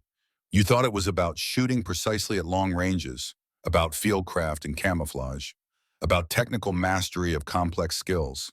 And you were partially right. Those things are necessary, but they're not sufficient. He paused, gathering thoughts that had been forming over months of self-examination and curriculum development. Being a sniper is about making impossible decisions under extreme pressure. It's about choosing between following rules and achieving objectives. It's about knowing when technical perfection serves mission and when good enough right now is better than perfect too late. Most importantly, it's about understanding that every round you fire is moral decision, not just tactical action. Crowe looked at Sarah Sullivan standing at attention with her classmates. Some of you learned that lesson by questioning my teaching, by pushing back against doctrine and demanding justification for rules I'd taught for 40 years without adequate explanation. You made me a better instructor by refusing to accept authority without understanding. For that, I'm grateful. He addressed the full class again. You're graduating today with skills that took me decades to develop. But more importantly, you're graduating with judgment framework that I never explicitly taught previous generations. You understand that being a lead operator isn't about technical excellence. It's about technical excellence constrained by ethical reasoning. It's about knowing your capabilities and choosing not to use them when restraint serves mission better than action. The ceremony continued with individual presentations of Scout Sniper designations. When Sarah's name was called, she marched forward with precision that Matt would have recognized, accepting her badge with professionalism that made Crowe feel something close to pride. Afterward, as other students celebrated with families, Sarah approached Crowe alone. Master Sergeant Crowe, can I ask you something? Go ahead. Did Matt die because you taught him wrong or because he learned what you taught too well? The question was characteristically direct, cutting to the heart of guilt Crowe had carried for 9 years. Both, probably. I taught doctrine without teaching when to deviate from it. Matt learned the doctrine perfectly. That perfect adherence to imperfect teaching got him killed. So his death wasn't meaningless. It taught you what you needed to teach me. That's generous interpretation. Feels more like his death was preventable tragedy that I'm trying to extract meaning from retroactively. Sarah shook her head. Matt believed in what you taught him. He trusted you completely. If he knew his death led to better training that saves future lives, he'd consider that meaningful. That's who he was. Crowe wanted to believe that, wanted to think Matt's death had served purpose beyond tragedy. But the guilt didn't dissolve just because it could be rationalized. Where are you being assigned? Crowe asked, changing subject. Special Operations Command, classified assignment. I can't discuss specifics. Good. They need people with your capabilities and judgment. Be careful out there. I will. Because you taught me how to think about being careful, not just how to execute carefully. She saluted, Crowe returned it, and she walked away to join her classmates. Crowe watched her go, thinking about the difference between teaching skills and teaching wisdom, between producing technical proficiency and developing complete professionals. 2 days later, Crowe began work with Next Training Class. 20 students, the usual mix of motivated Marines seeking elite designation. The curriculum was different now. Integrated approach, teaching technical skills and ethical reasoning simultaneously. It would be harder for students and harder for Crowe. But difficulty was the point. Easy training produced incomplete operators. Master Sergeant Rachel Hayes stopped by the classroom during first day of instruction. She leaned against the door frame, watching Crowe work with new students. Different approach, Rachel observed after the class concluded. Better approach, I hope. Matt would have survived if you'd taught him this way. Probably, but I didn't know this way 9 years ago. You know it now. That's what matters. Crowe wasn't sure he agreed, but Rachel's certainty was comforting.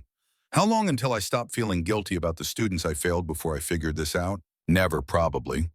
Guilt is price of caring about outcomes. You stop feeling guilty when you stop caring.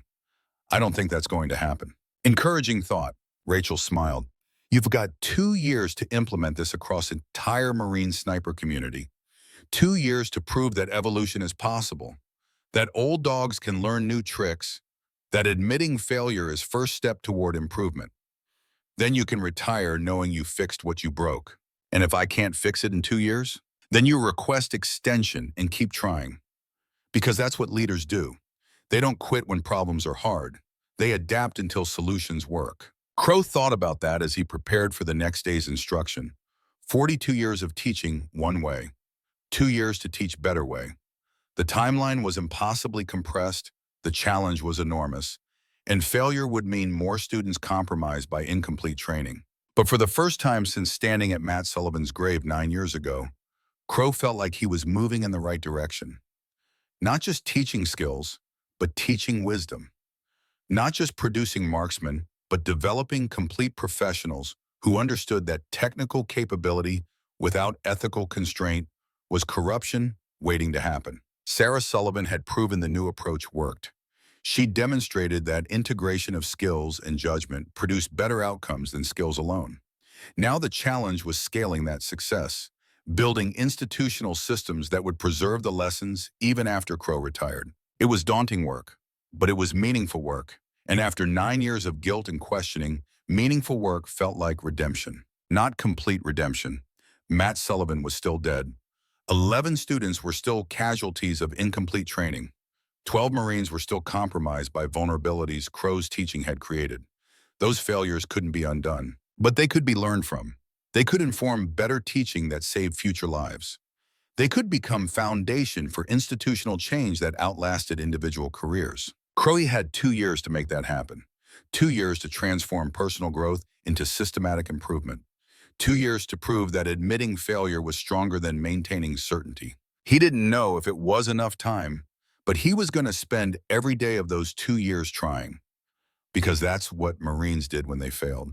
They adapted, they evolved, they became better versions of themselves. At 61 years old, after 42 years of teaching, William Crowe was finally becoming the instructor his students had always needed.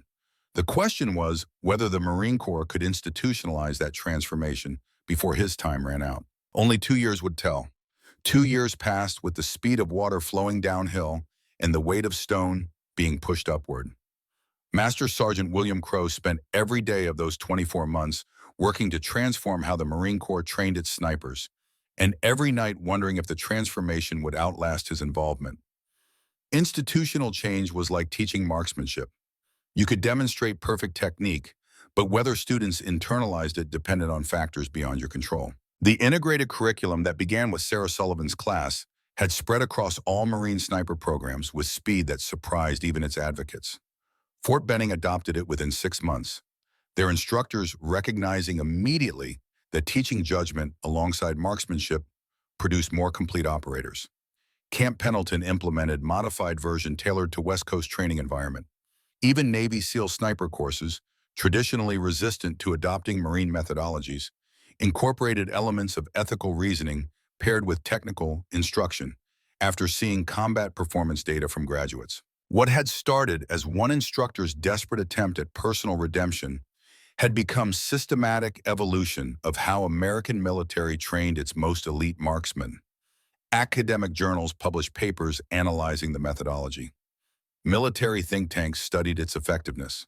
Allied nations sent observers to understand how curriculum integration produced measurably better tactical decision-making. But evolution was never smooth, never universally welcomed. There were instructors who resisted the changes with passionate intensity, who believed traditional methods had worked successfully for decades and shouldn't be abandoned because of 12 compromised graduates and one instructor's crisis of confidence. These resistors argued that adding philosophical complexity to technical training would slow skill development, confuse students who needed clear rules rather than nuanced judgment, and undermine the decisive action that combat demanded. There were students who struggled profoundly with philosophical complexity, who'd enlisted for clear missions and explicit orders, who wanted to be told what to do rather than taught how to think about what to do. Some washed out of programs they might have passed under old methodology. Some complained that instruction felt more like graduate seminar than military training. There were commanders who questioned whether teaching operators to think critically about doctrine would undermine discipline and authority, whether creating soldiers who question rules would lead to insubordination during actual operations, whether the Marine Corps was creating philosophers when it needed warriors. Crowe addressed each resistance with patience he'd developed through 2 years of constant explanation and re-explanation, traveling between bases, conducting training sessions for skeptical instructors, observing implementations and adjusting curriculum based on field feedback, sitting through countless meetings where senior officers expressed concerns about fixing systems that didn't seem broken. You're asking people to fundamentally reconsider teaching methods they've relied on for entire careers, Rachel told him one evening after a particularly contentious meeting at Camp Pendleton. That's existentially threatening. They hear you saying their life's work was inadequate, even when you're trying to say it was incomplete but valuable.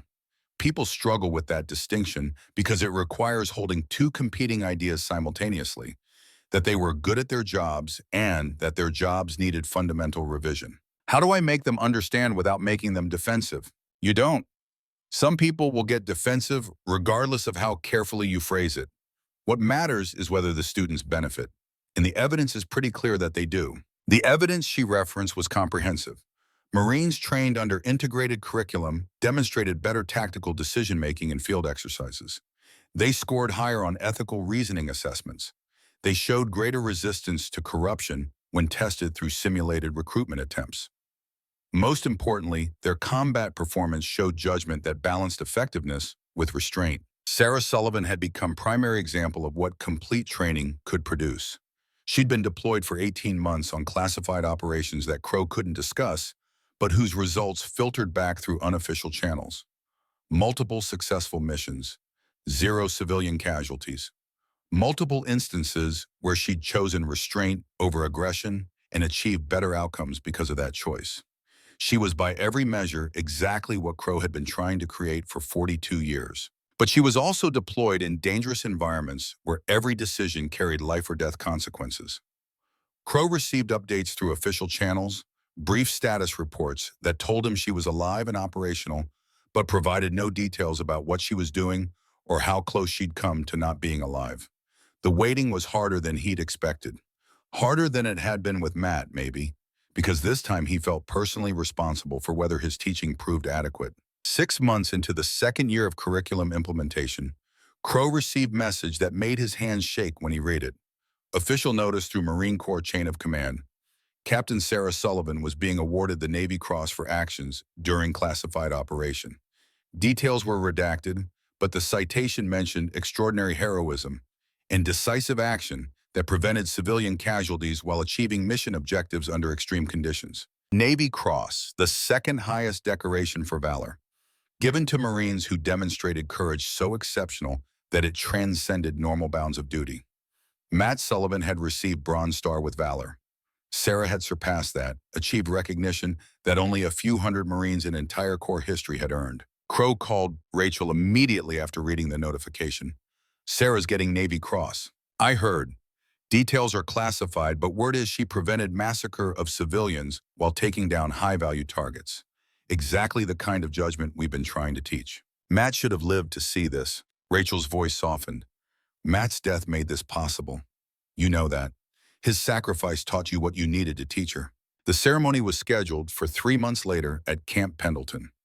Crowe received invitation to attend, along with note from Sarah. "You should be there. You're the reason I made the decisions that earned this." He flew to California on military transport, watching landscape transform from Virginia green to western brown as the plane crossed continent. Rachel accompanied him, understanding without discussion that he needed support for this. They'd been partners in this transformation for 2 years, and she knew better than anyone how much Sarah's success meant to him. The ceremony was formal and traditional, held in parade ground with full honors. Hundreds of Marines in dress uniforms standing at attention, color guard presenting flags. General officers assembled to witness recognition of exceptional valor. Sarah stood at attention in front of them all, dress uniform perfect, bearing professional, expression controlled in a way that hid whatever emotion she was feeling. The citation was read aloud by 3-star general who'd flown in specifically for the ceremony. Even redacted version was impressive. Captain Sullivan demonstrated exceptional tactical judgment and moral courage during combat operations against numerically superior enemy forces.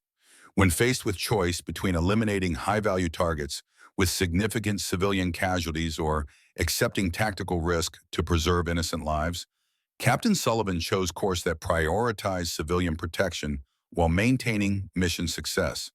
Her decisions under extreme pressure exemplify the highest traditions of Marine Corps service. The general pinned Navy Cross to Sarah's uniform, saluted her with respect that transcended rank, and the assembled Marines erupted in applause that felt more genuine than ceremonial. Crowe watched from the audience, feeling pride and grief in equal measure. Pride that his teaching had contributed to this outcome. Grief that Matt hadn't lived to develop the same judgment. After the ceremony during a reception where Marines congratulated Sarah and told war stories, she found Crowe standing alone near the edge of the crowd. "You came, thank you. Wouldn't have missed it. Navy Cross, that's extraordinary, Sarah. It's recognition of decision I only made because you taught me to think about decisions rather than just follow procedures." She paused, choosing words carefully. The operation was complex, multiple targets in urban environment with civilians present. Old methodology would have been to engage from distance, accept collateral damage, achieve objectives. Your methodology gave me framework to ask whether there was better way. Was there? Yes. Riskier for me and my team. Required close quarters engagement instead of long-range shooting. But we got the targets and 0 civilians died.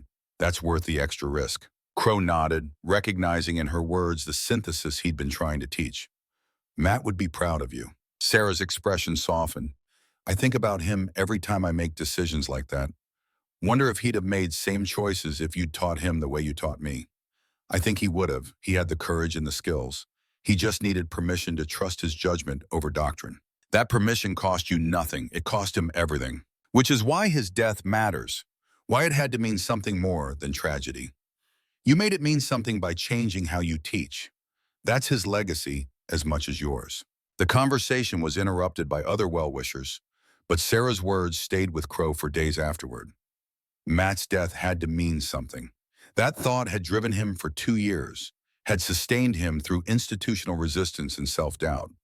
If the transformation he'd implemented saved even one Marine who would have died under old methodology, then Matt's sacrifice had purpose beyond grief. 1 week after Sarah's ceremony, Crowe received unexpected communication. Letter from federal prison where Thomas Vance was serving his sentence. Crowe stared at the envelope for a long time before opening it, uncertain whether he wanted to read whatever Vance had written. But curiosity and sense of incomplete business won out. The letter was handwritten on prison stationery, Vance's script precise and controlled despite circumstances.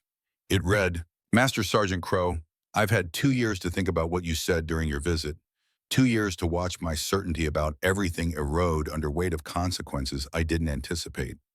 You asked if Matt Sullivan's death bothered me. I told you it did, but I lied about why. I said it bothered me because it proved your teaching was flawed. The truth is, it bothers me because I failed him when he needed me to be better than I was. Crowe read the next paragraph 3 times, unable to quite believe what Vance was confessing. There's something I didn't tell you about Fallujah, something I've never told anyone. Matt didn't die just because he waited for authorization. He died because I gave him false information that made his wait seem justified. When he asked me to confirm hostile identification, I told him I couldn't confirm from my angle when the truth was, I could confirm clearly. I wanted him to wait, wanted him to second-guess himself, because I was jealous of his discipline and wanted to prove it was weakness. The letter continued. By the time I admitted I could confirm, the tactical situation had changed, and Matt died covering my extraction. I killed him through deliberate deception, not through passive observation. I've carried that for 9 years. Prison gives you time to understand what you've become. I became someone who sacrificed a better man to prove point about doctrine. That's not professionalism, that's murder disguised as philosophy. Crowe sat motionless, reading the confession over and over. All these years, he'd believed Matt died because of doctrinal rigidity. But the truth was darker. Vance had deliberately sabotaged Matt's decision-making to prove ideological point. The betrayal was so profound that Crowe couldn't immediately process its implications. The letter's final paragraph. I'm writing this because you deserve to know the truth, and because I want you to understand that your teaching wasn't what failed Matt. I was what failed him. You taught us both the same skills and the same doctrine. I chose to corrupt both. That's on me, not you. Whatever guilt you have carried about his death, you can let it go. Matt died because of my choices, not yours. Crowe showed the letter to Rachel that evening. She read it twice, expression darkening with each paragraph. Do you believe him? She asked. I don't know. Could be genuine confession. Could be manipulation designed to hurt me differently than his previous justifications did. Does the motivation matter? If what he's confessing is true, it changes your understanding of Matt's death. Crowe thought about that. For 9 years, he'd blamed his teaching for Matt's death, analyzed every lesson, questioned every principle, wondered what he could have taught differently that would have saved Matt's life.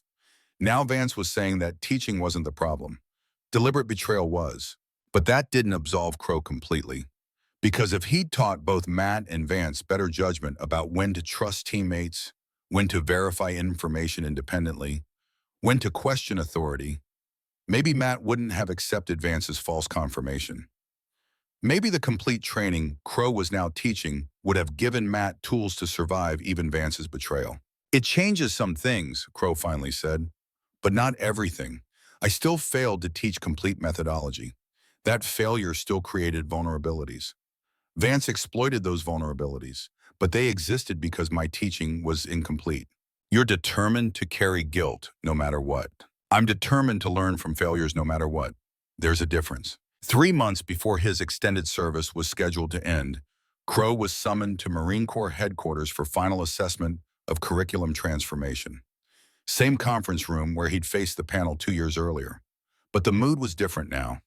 The generals weren't investigating failures. They were evaluating success. Major General Patricia Morrison, now 4 stars and serving as Assistant Commandant, led the review. Master Sergeant Crowe, you've spent 2 years implementing integrated curriculum across all Marine sniper programs.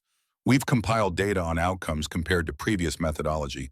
The results are significant. She displayed comprehensive analysis. Graduates of integrated programs showed 30% improvement in tactical decision-making, 40% reduction in questionable shoots during exercises, 50% better resistance to corruption attempts during security screenings. Combat performance data showed similar improvements: better judgment under pressure, fewer civilian casualties, higher mission success rates. More importantly, General Morrison continued, we've had 0 Marines from integrated programs recruited by private contractors or compromised by foreign intelligence. The ethical framework you've embedded into technical training appears to be working exactly as intended. Another general spoke up. We're making integrated curriculum mandatory across all special operations training programs. Not just snipers, all elite operators will receive same combination of technical excellence and ethical reasoning. You fundamentally changed how Marine Corps develops its most capable warriors. Crowe absorbed this, understanding that what he'd started as personal attempt at redemption had become institutional standard. What about instructors who resist the changes? They adapt or they're reassigned. We're not making this optional. The evidence is too clear that old methodology created vulnerabilities we can't accept. General Morrison paused. Which brings us to your future. Your extended service concludes in 3 months. We're offering you option to extend again, continue overseeing implementation. At what rank? Chief Warrant Officer. We're restoring your previous rank and offering indefinite extension if you're willing to continue this work. The offer was generous, recognition that his contribution had value that transcended his previous failures. But Crowe was 63 years old, had spent 44 years in uniform, and felt the accumulated weight of those years in ways that had nothing to do with rank or recognition. Thank you, General, but I think it's time for someone else to carry this forward. I've built the foundation. Younger instructors need to build on it without me looking over their shoulders. You're certain? Yes, ma'am. The goal was never to make myself indispensable. It was to create systems that work without me. General Morrison smiled. Then we'll schedule your retirement ceremony for 3 months from now, and we'll be presenting you with Legion of Merit for lifetime contribution to Marine sniper programs. The final 3 months were bittersweet. Crowe conducted his last training cycles, worked with his last students, delivered his final lectures about judgment and ethics and the weight of decisions that snipers carry. He watched new instructors implement the curriculum he'd developed, saw them making it their own, adapting it to their teaching styles while maintaining core principles. Rachel took over as senior instructor at Quantico, assuming leadership of program Crowe had run for 2 decades. You've made yourself obsolete, she told him during one of their last conversations as colleagues. That's the mark of successful teacher, creating students who surpass you. You've been teaching this longer than I have. You were pushing for integration before I accepted it was necessary. But you're the one who actually did it, who admitted failure and built something better. That takes courage I'm not sure I would have had. Sarah returned from deployment 3 weeks before Crowe's retirement ceremony. She'd been promoted to major, was being assigned to senior training roles at Special Operations Command. They met at the same range where Crowe had conducted her intensive training 2 years earlier. Full circle, Sarah observed, looking at the targets downrange. This is where you taught me everything that mattered. How's deployment been? Classified. But I can tell you that your teaching has kept me alive and helped me keep others alive. Every decision I've made has been informed by a framework you gave me. That's legacy, Crowe, not the medals or the recognition. The fact that Marines are making better decisions because of what you taught them. Your brother should be here seeing this. Sarah was quiet for a moment. I learned something about Matt that I think you should know. I've had access to classified intelligence during my deployment. Part of that access included after-action reports from 2015 Fallujah operation where he died. Crowe felt something cold settle in his chest. And the operation was based on intelligence from source we later determined was compromised. Enemy knew we were coming. The whole thing was trap designed to inflict maximum casualties. Matt's commander received intelligence update suggesting compromise 30 minutes before the assault. He decided to proceed anyway because aborting would have revealed that we'd identified the leak. Sarah paused, choosing words with care that suggested she understood their weight. Matt knew. He received the update through command channels. He knew he was walking into trap, knew his position would be targeted, knew survival probability was low. He went anyway because someone had to spring the trap to prevent bigger disaster. His death wasn't failure of judgment, it was deliberate sacrifice. The revelation hit Crowe with force of physical impact. 9 years of guilt about inadequate teaching, 9 years of believing Matt died because Crowe hadn't prepared him properly, and now Sarah was saying Matt had chosen to die, had walked into known trap because mission required it. Why didn't command report it that way? Because acknowledging that we'd sent Marines into known trap would have created enormous problems. Better to report it as ambush that succeeded due to enemy tactical sophistication. Matt's choice to proceed despite knowing the risk was classified to protect operational security. And Vance, did he know? According to reports, no. Only command level knew about the intelligence compromise. Vance's letter to you is probably genuine confusion about why Matt hesitated when he shouldn't have. Matt was hesitating because he knew he was about to die and was making peace with that decision. Crowe sat heavily on bench beside the shooting positions. Everything he'd believed about Matt's death was being rewritten. Not failure of training, not doctrinal rigidity. Deliberate sacrifice by Marine who understood tactical necessity and accepted personal cost. Does this change anything? Sarah asked gently. It changes everything. 9 years of guilt about teaching methods that got him killed. But he didn't die because of my teaching. He died making choice that I'd be proud of if I'd known about it. Your teaching gave him framework to make that choice with clear understanding of what he was doing and why. That's not failure. That's exactly what training should provide. Capability to make hard choices when they're necessary. The retirement ceremony was held 3 weeks later on Quantico Parade Ground, where Crowe had conducted hundreds of training evolutions. Thousands of Marines assembled, including hundreds of his former students who traveled from across country to attend. The ceremony followed traditional format: honors, speeches, presentation of awards, final salute. General Morrison presented the Legion of Merit, reading citation that summarized 44 years of service. But the speech that mattered most came from Sarah Sullivan, who'd been asked to speak on behalf of all Crowe's students. Master Sergeant Crowe taught me how to shoot, Sarah began, voice carrying across parade ground. But more importantly, he taught me how to think about when to shoot and when not to. He taught me that technical excellence without ethical reasoning is just capability without wisdom. He taught me that the hardest shots a sniper makes aren't the ones at extreme distances. They're the ones we choose not to take because mission doesn't require them. She paused, looking directly at Crowe. My brother was Master Sergeant Crowe's student. Captain Matthew Sullivan died in 2015 during combat operations. For years, our instructor carried guilt about that death, believing his teaching had been inadequate. But I've learned that my brother died making choice that Master Sergeant Crowe would have been proud of. He chose duty over survival, mission over safety. He made that choice because his training gave him framework to understand what duty required. Sarah's voice strengthened. Master Sergeant Crowe has spent the last 2 years transforming how Marine Corps trains its elite operators. He admitted that his previous teaching was incomplete and built something better. That takes courage that most people never develop. The ability to acknowledge failure after 40 years of success and evolve in ways that serve others rather than protecting ego. That's leadership. That's what makes great teachers. They keep learning even when they're teaching others. The ceremony concluded with final salute. Thousands of Marines saluting one instructor who'd spent 44 years teaching them skills and, in his final years, teaching them wisdom.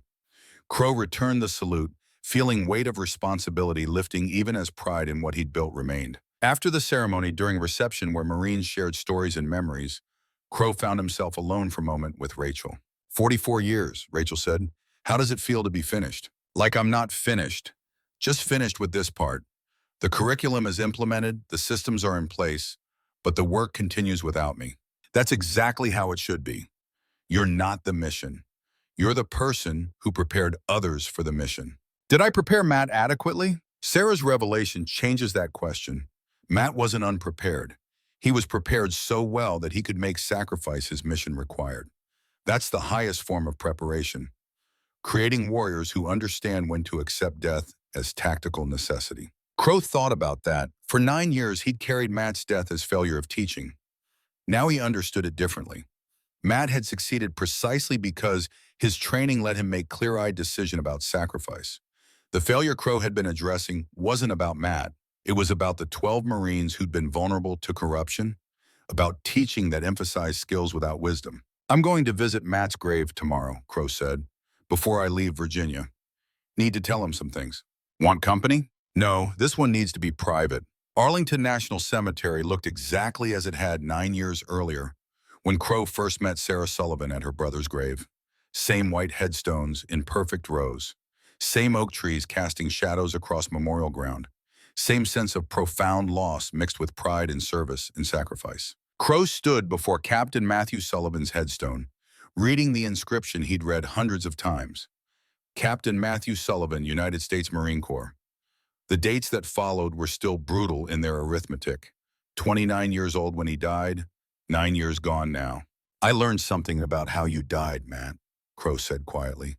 Took me 9 years, but I finally know the truth. You walked into that trap knowing it was trap. Made choice to sacrifice yourself because mission required it.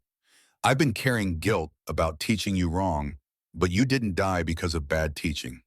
You died because you understood duty in ways that most people never achieve. The morning wind rustled through oak trees, carrying scent of fresh-cut grass and flowers placed at nearby graves. Crowe continued, your sister earned Navy Cross, made decisions under pressure that kept civilians alive while accomplishing mission. She's everything I tried to teach you to be, Matt. Everything you would have been if you'd gotten chance to develop the same judgment. But she only succeeded because I learned from your death. Because I finally understood that teaching skills isn't enough. You have to teach wisdom too. Crowe paused, searching for words adequate to what he was feeling. I spent 9 years thinking I failed you. But I understand now that I gave you foundation you needed to make the hardest choice any Marine can make. The choice to die for purpose larger than yourself. I wish you'd survived. Wish I could have taught you everything I've learned since you died.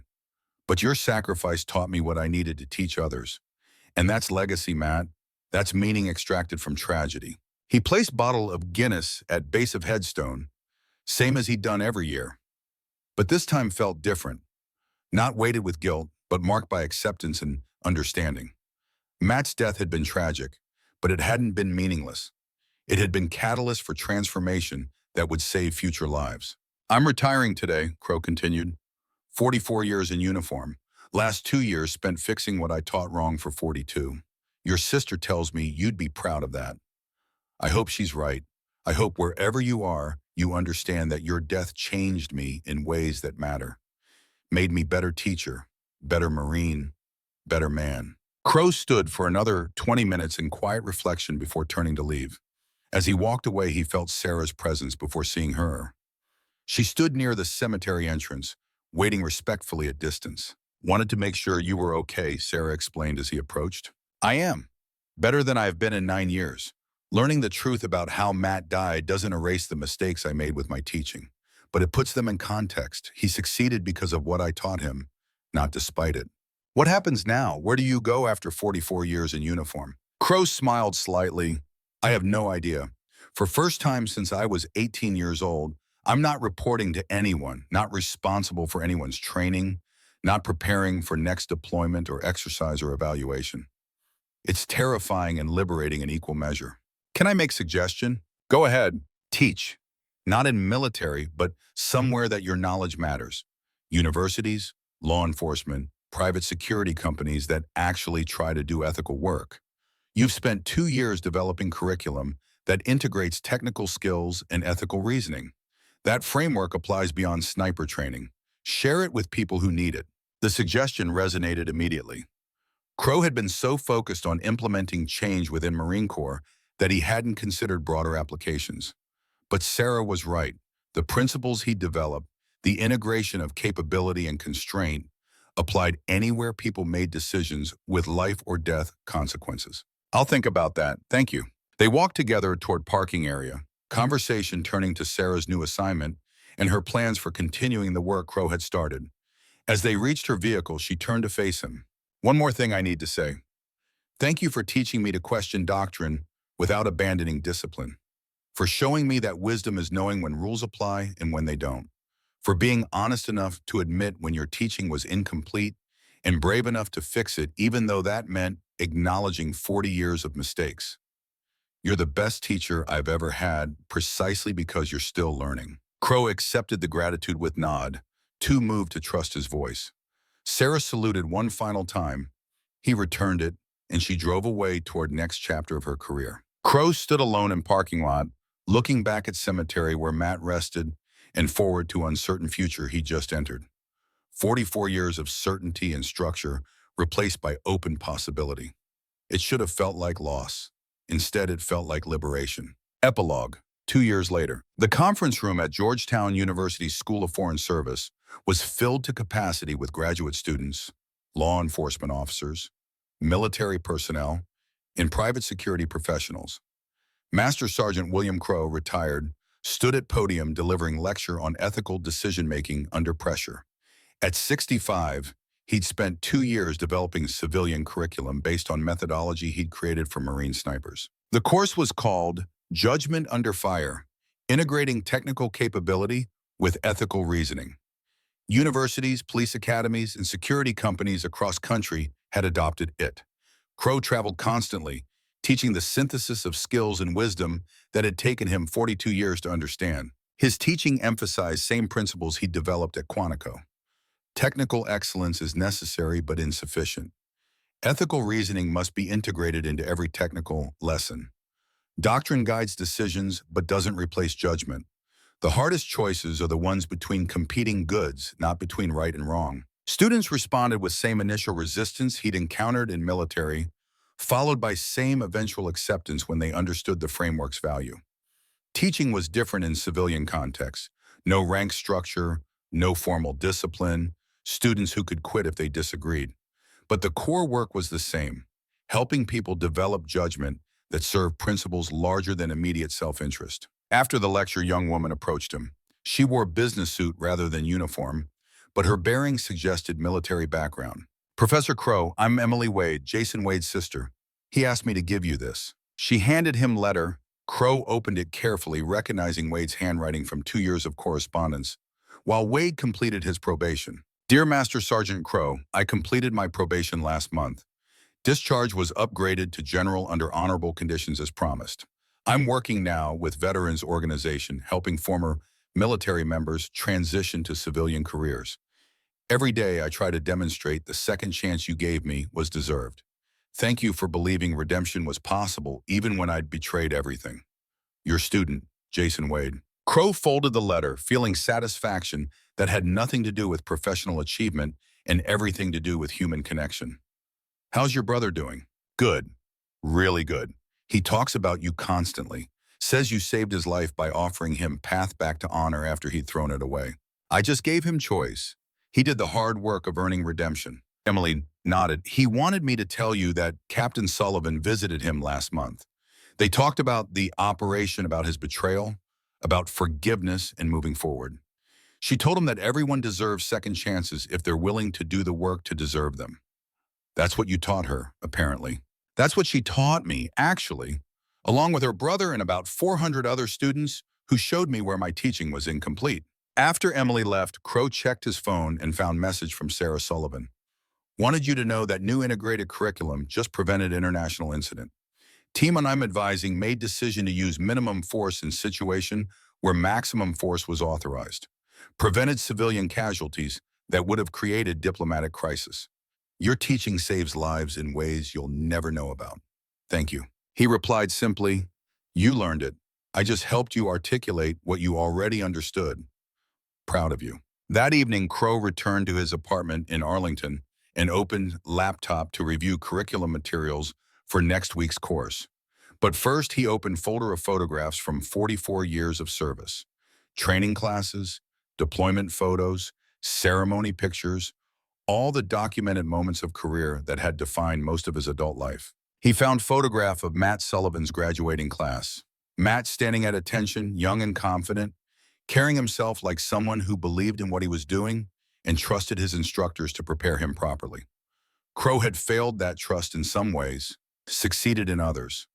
The complexity of that legacy would never fully resolve into simple judgment of success or failure. But he'd learned from the failures, built something better, created systems that would outlast him and save lives he'd never meet. That was enough. That had to be enough. His phone rang. Rachel Hayes calling from Quantico. "How's civilian life treating you?" "Busier than I expected. Apparently there's demand for teaching people how to make good decisions under pressure." "That's because you're one of about 5 people in the country who actually knows how to teach that. The rest just lecture about ethics without integrating it into practical application. How's the program? Growing. We graduated 40 students last month. All of them demonstrated judgment that your methodology produces. Zero ethical concerns, zero corruption vulnerabilities. All technically excellent. You built something sustainable, Crowe. We built it. You were pushing for these changes before I accepted they were necessary. But you're the one who actually implemented them, who admitted failure publicly and rebuilt from foundation up. That's courage, Crowe. Don't minimize it. After they hung up, Crowe sat in quiet apartment thinking about courage and failure and the relationship between them. Real courage wasn't charging into danger. It was admitting you'd been wrong for 40 years and being willing to change. It was accepting public demotion and loss of reputation to fix problems you'd created. It was teaching others to question your methods even when that questioning revealed your inadequacies. He thought about Matt Sullivan, who'd understood duty deeply enough to accept death as tactical necessity. About Sarah Sullivan, who'd learned to integrate skills and wisdom in ways that saved lives. About Jason Wade, who'd betrayed everything and been given chance to rebuild. About Thomas Vance, who'd corrupted everything he'd learned and would spend decades in prison for it. All of them had been his students. All of them reflected aspects of his teaching, both successful and failed. Their outcomes weren't entirely his responsibility, but they weren't entirely independent of his influence either. That was the burden and the privilege of teaching. You shaped people in ways you'd never fully understand, and their successes and failures echoed your own in complicated patterns. But he'd done the work, admitted failures, built better systems, created curriculum that integrated capabilities with constraints. Marines were making better decisions because of what he'd taught them. That was legacy. That was meaning extracted from tragedy and failure and 44 years of evolution. At 65 years old, William Crowe was finally at peace with what he'd built and what he'd failed to build. He'd been shepherd to hundreds of students, guiding them through difficult terrain toward capabilities they didn't know they could develop. Some had thrived, some had failed, some had died. But all of them had been shaped by his teaching, for better or worse. And in his final years, he'd learned the most important lesson of all. Great teachers aren't the ones who never make mistakes. They're the ones brave enough to admit mistakes and wise enough to learn from them.